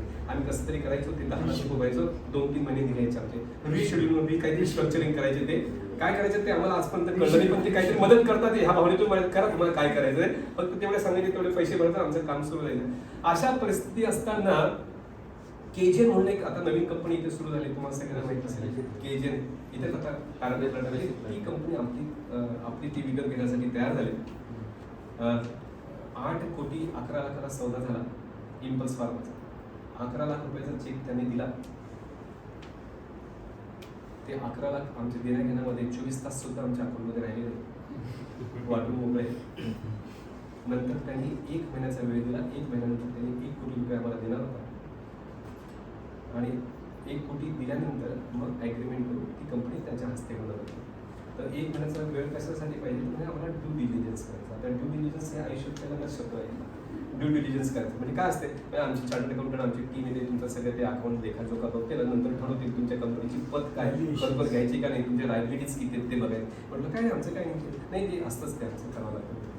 त्याने ड्यू डिलिजन्स 1 महिन्यासाठी केलं आमच्या अकाउंटचा आणि आम्ही वाटत बघतो, बस खतम हो गया आपल्या ड्यू डिलिजन्स. आम्ही वाटतो आता 1 कोटी रुपये दिला आपल्याकडे. तो येऊन आमच्याकडे येऊन बसला परत मीटिंगला. सर आपकी कंपनी तो हम ले नहीं सकते. भाई क्या हो गया भाई, सब तो कंपनी बराबर है, क्या प्रॉब्लेम. ड्यू डिलिजन्सचा रिपोर्ट निगेटिव्ह आला आणि त्याने ती कंपनी घ्यायला नकार दिला. आणि तो पण एक मर्चंट एक्सपोर्टर होता, त्याचं काम आमच्याकडे चालायचं. आता ते 11 लाख घ्यायला परत कसे द्यायचे, कुठून आणायचे, संपले ना ते. तर त्याचं आमच्या लेबर काम झाले, तर त्यांनी त्याच्यातून ते डेबिट मारलं आणि त्याचं काम संपलं. त्यावेळेस खूप दुःख झालं, कारण हा सौदा झाला नाही. आणि त्या सौदा जो 8,11,00,000 सौदा झाल्यानंतर बँकेचे पूर्ण पैसे द्यायचे, क्रेडिटरचे पैसे द्यायचे आणि आमच्या सगळ्या डायरेक्टरांचे जे पैसे होते ते फक्त अर्धे येणार होते. म्हणजे आम्ही 1 रुपया टाकला होता, त्याचे ते 50 पैसे येणार होते. तरी सुद्धा आम्ही खुश होतो. आधा तर होता यारले लायबिलिटी नको, कारण जी पर्सनल गॅरंटी सगळ्यांची दिलेली आहे. या फॅक्टरीत जाईल त्याच्याबरोबर आमचे पर्सनल ॲसेट्स पण जातील अशी सगळ्यांची दिली. त्यामुळे त्या केजीएनच्या प्रपोजलला सुद्धा आम्ही होकार दिला होता. अर्धे पैसे आमच्याकडे येणार होते तरी सुद्धा, पण तो सुद्धा व्यवहार होऊ शकला नाही. म्हणजे कंपनीची पत अर्धी सुद्धा नव्हती असं त्याचा अर्थ. पण आणखी वर्षभर काढलं, पुन्हा सगळेजण बसले आणि त्यावेळेस वर्किंग डायरेक्टर मी न राहता सावे साहेब बसले होते आणि डॉक्टर चव्हाणची मिसेस बसायची. ते म्हणाले का सावेमध्ये अभी मेरा ब्रेन हिमरेज हो जाएगा, बोले इतने लोगों को कौन जबाब देते भेटेगा. लोकांना देण्यासाठी परत कर्ज काढायचं. म्हटलं हे शक्यच नाही, काहीतरी आता आपण भांडण करत नाही, आपण सगळेजण एकत्र बसूया. आपण एकमेकांना माहिती आहे, एकमेकांना ओळखतो, आपण किती टाकलेले आहेत, 1 नंबरमध्ये किती टाकले, 2 नंबरमध्ये किती टाकले, आपणच आपल्याला माहिती आहे. आपल्याला ड्यू डिलिजन्सची गरज नाहीये. आपण 5 जणांमध्ये ठरवून घेऊया कोणाला ठेवायची काही कंपनी म्हणून. आणि मला आतून खूप असं वाटायचं की ही कंपनी 100% चालणार, 100% चालणार. फक्त यांची अंडरस्टँडिंग होत नाहीये, त्यामुळे ही गडबड होते हिची. श्रद्धा आणि सबुरी जर ठेवली, त्यांना मी लिहिलेलं आहे. जेव्हा आमचं हे शेवटचं झालं, 100 पानाचा निबंध आहे. कधीतरी या तुम्हाला वाचायला आवडेल. एक शहराचं ते लिहिलेलं आहे. हे जे मी बोलतो ते लिहून ठेवलं 100 पानाचं. तर त्यामध्ये त्यांना लिहून दिलं का आता बघा हे प्रोजेक्ट रिपोर्ट चार्टर्ड अकाउंटंट काय बनवतात ते मला कळत नाही, पण माझ्यामध्ये एवढा सेल्स होणार, एवढे प्रॉफिट होणार. आपण आता 1 वर्ष 2 वर्षामध्ये आपण यातून निघणार. आपण 7 वर्ष सोबत राहिलेलो आहे. झाड लावलं, आता खरोखर फळ खाण्याची वेळ आलेली आहे. थोडंसं जर शांतपणे जर आपण केलं तर मला वाटतं याच्यातून आपण निघू. पण नाही, आम्ही कुछ करणे का नाही. एकदा एखादी गोष्ट विकायला काढली तर मन तयार झालं, इसको निकालने का यार, कम ज्यादा कुछ नाही करूंगा. मी त्यांना प्रपोजल दिलं, ये कंपनी मेरे पास, लेकिन मेरे पास पैसा है. आप तो सब जानते नहीं तो 5 लोगों को क्यों इकट्ठा करता है, सपना तो मेरा था. हे कंपनी उभं करण्याचं स्वप्न माझं होतं. मी तुम्हाला सगळ्यांना सांगितलं माझ्याकडे पैसा नाही. फिर देगा कैसे पैसा.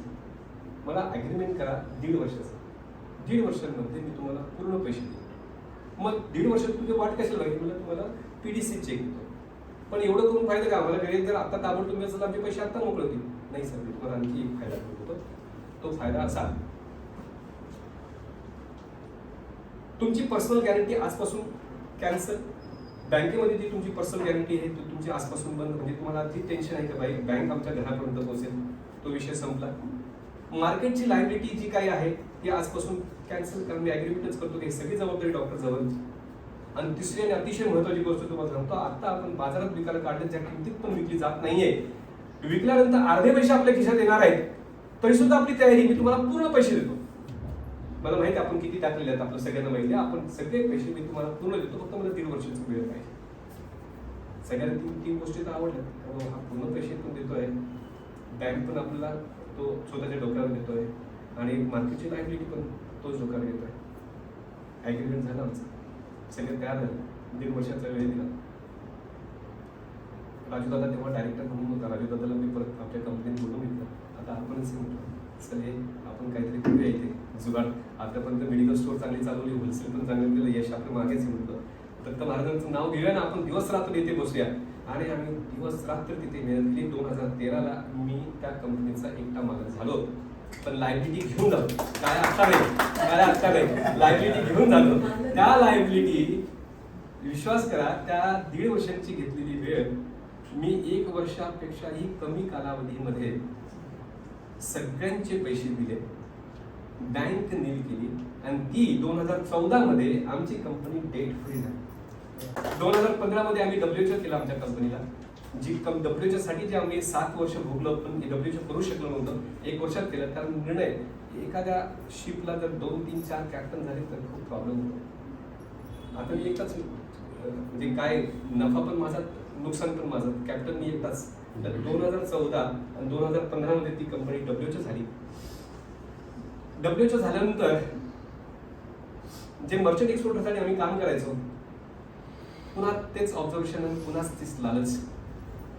ही मर्चंट एक्सपोर्टर आपल्याकडे फक्त लेबर देऊन देतात आणि ती कुठे एक्सपोर्ट करतात.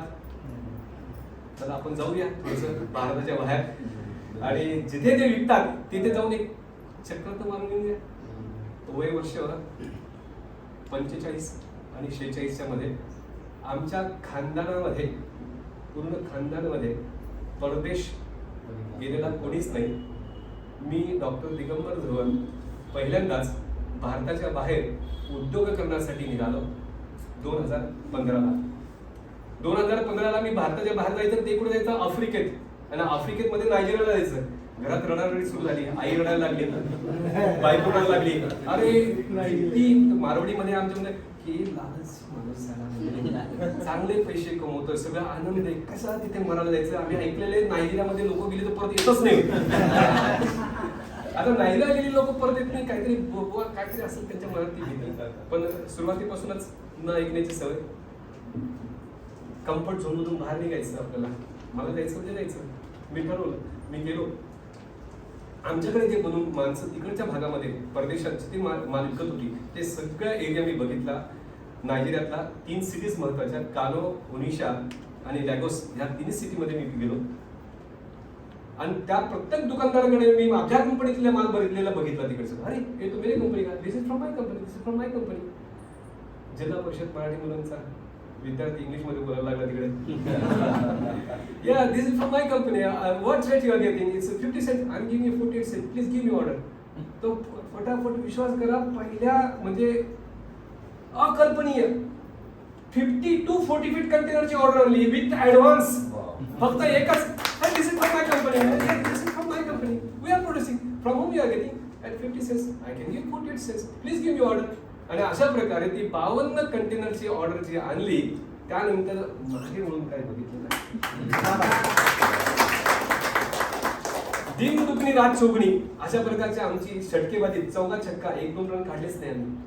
खूप जोरदार, अगदी म्हणजे कृतज्ञतापूर्वक सांगतो, दत्त महाराजांची इतकी प्रचंड कृपा. थांबलो नाही. 2017ला 10 वर्ष पूर्ण झाली. 2007 ते 2013 मोठा कार्यक्रम केला आमच्या इम्पल्स फार्मा 10 वर्ष पूर्ण झाली म्हणून. खरं तर आम्ही 13ला घेतलेली, पण ते 7ला मी उद्घाटन सुरू केलं. तर 10 वर्ष पूर्तीसाठी आमच्या कंपनी जेव्हा सुरू केली ती 5 कोटी टॅबलेट आणि कॅप्सूल बनवण्याची कॅपॅसिटी होती. 2017ला जे आम्ही रिवॅम्प केली तेव्हा 25 करोड टॅबलेट आणि कॅप्सूल, म्हणजे 5 पट त्याची कॅपॅसिटी वाढवली. डेट फ्री, कर्ज घेऊ नये. The company was absolutely debt free. Okay, तर ती 2017ला 5 पटीची कॅपॅसिटी वाढवून आम्ही खूप जोरदार कार्यक्रम केला. गावातल्या सगळ्या नातेवाईकांना बोलवलं, गाडीचे पैसे दिले, या दिगंबर श्रीमंत झाला आहे. 2017ला एका फॅक्टरीचं आम्ही भूमिपूजन केलं, ती कमला लाईफ सायन्सेस लिमिटेड.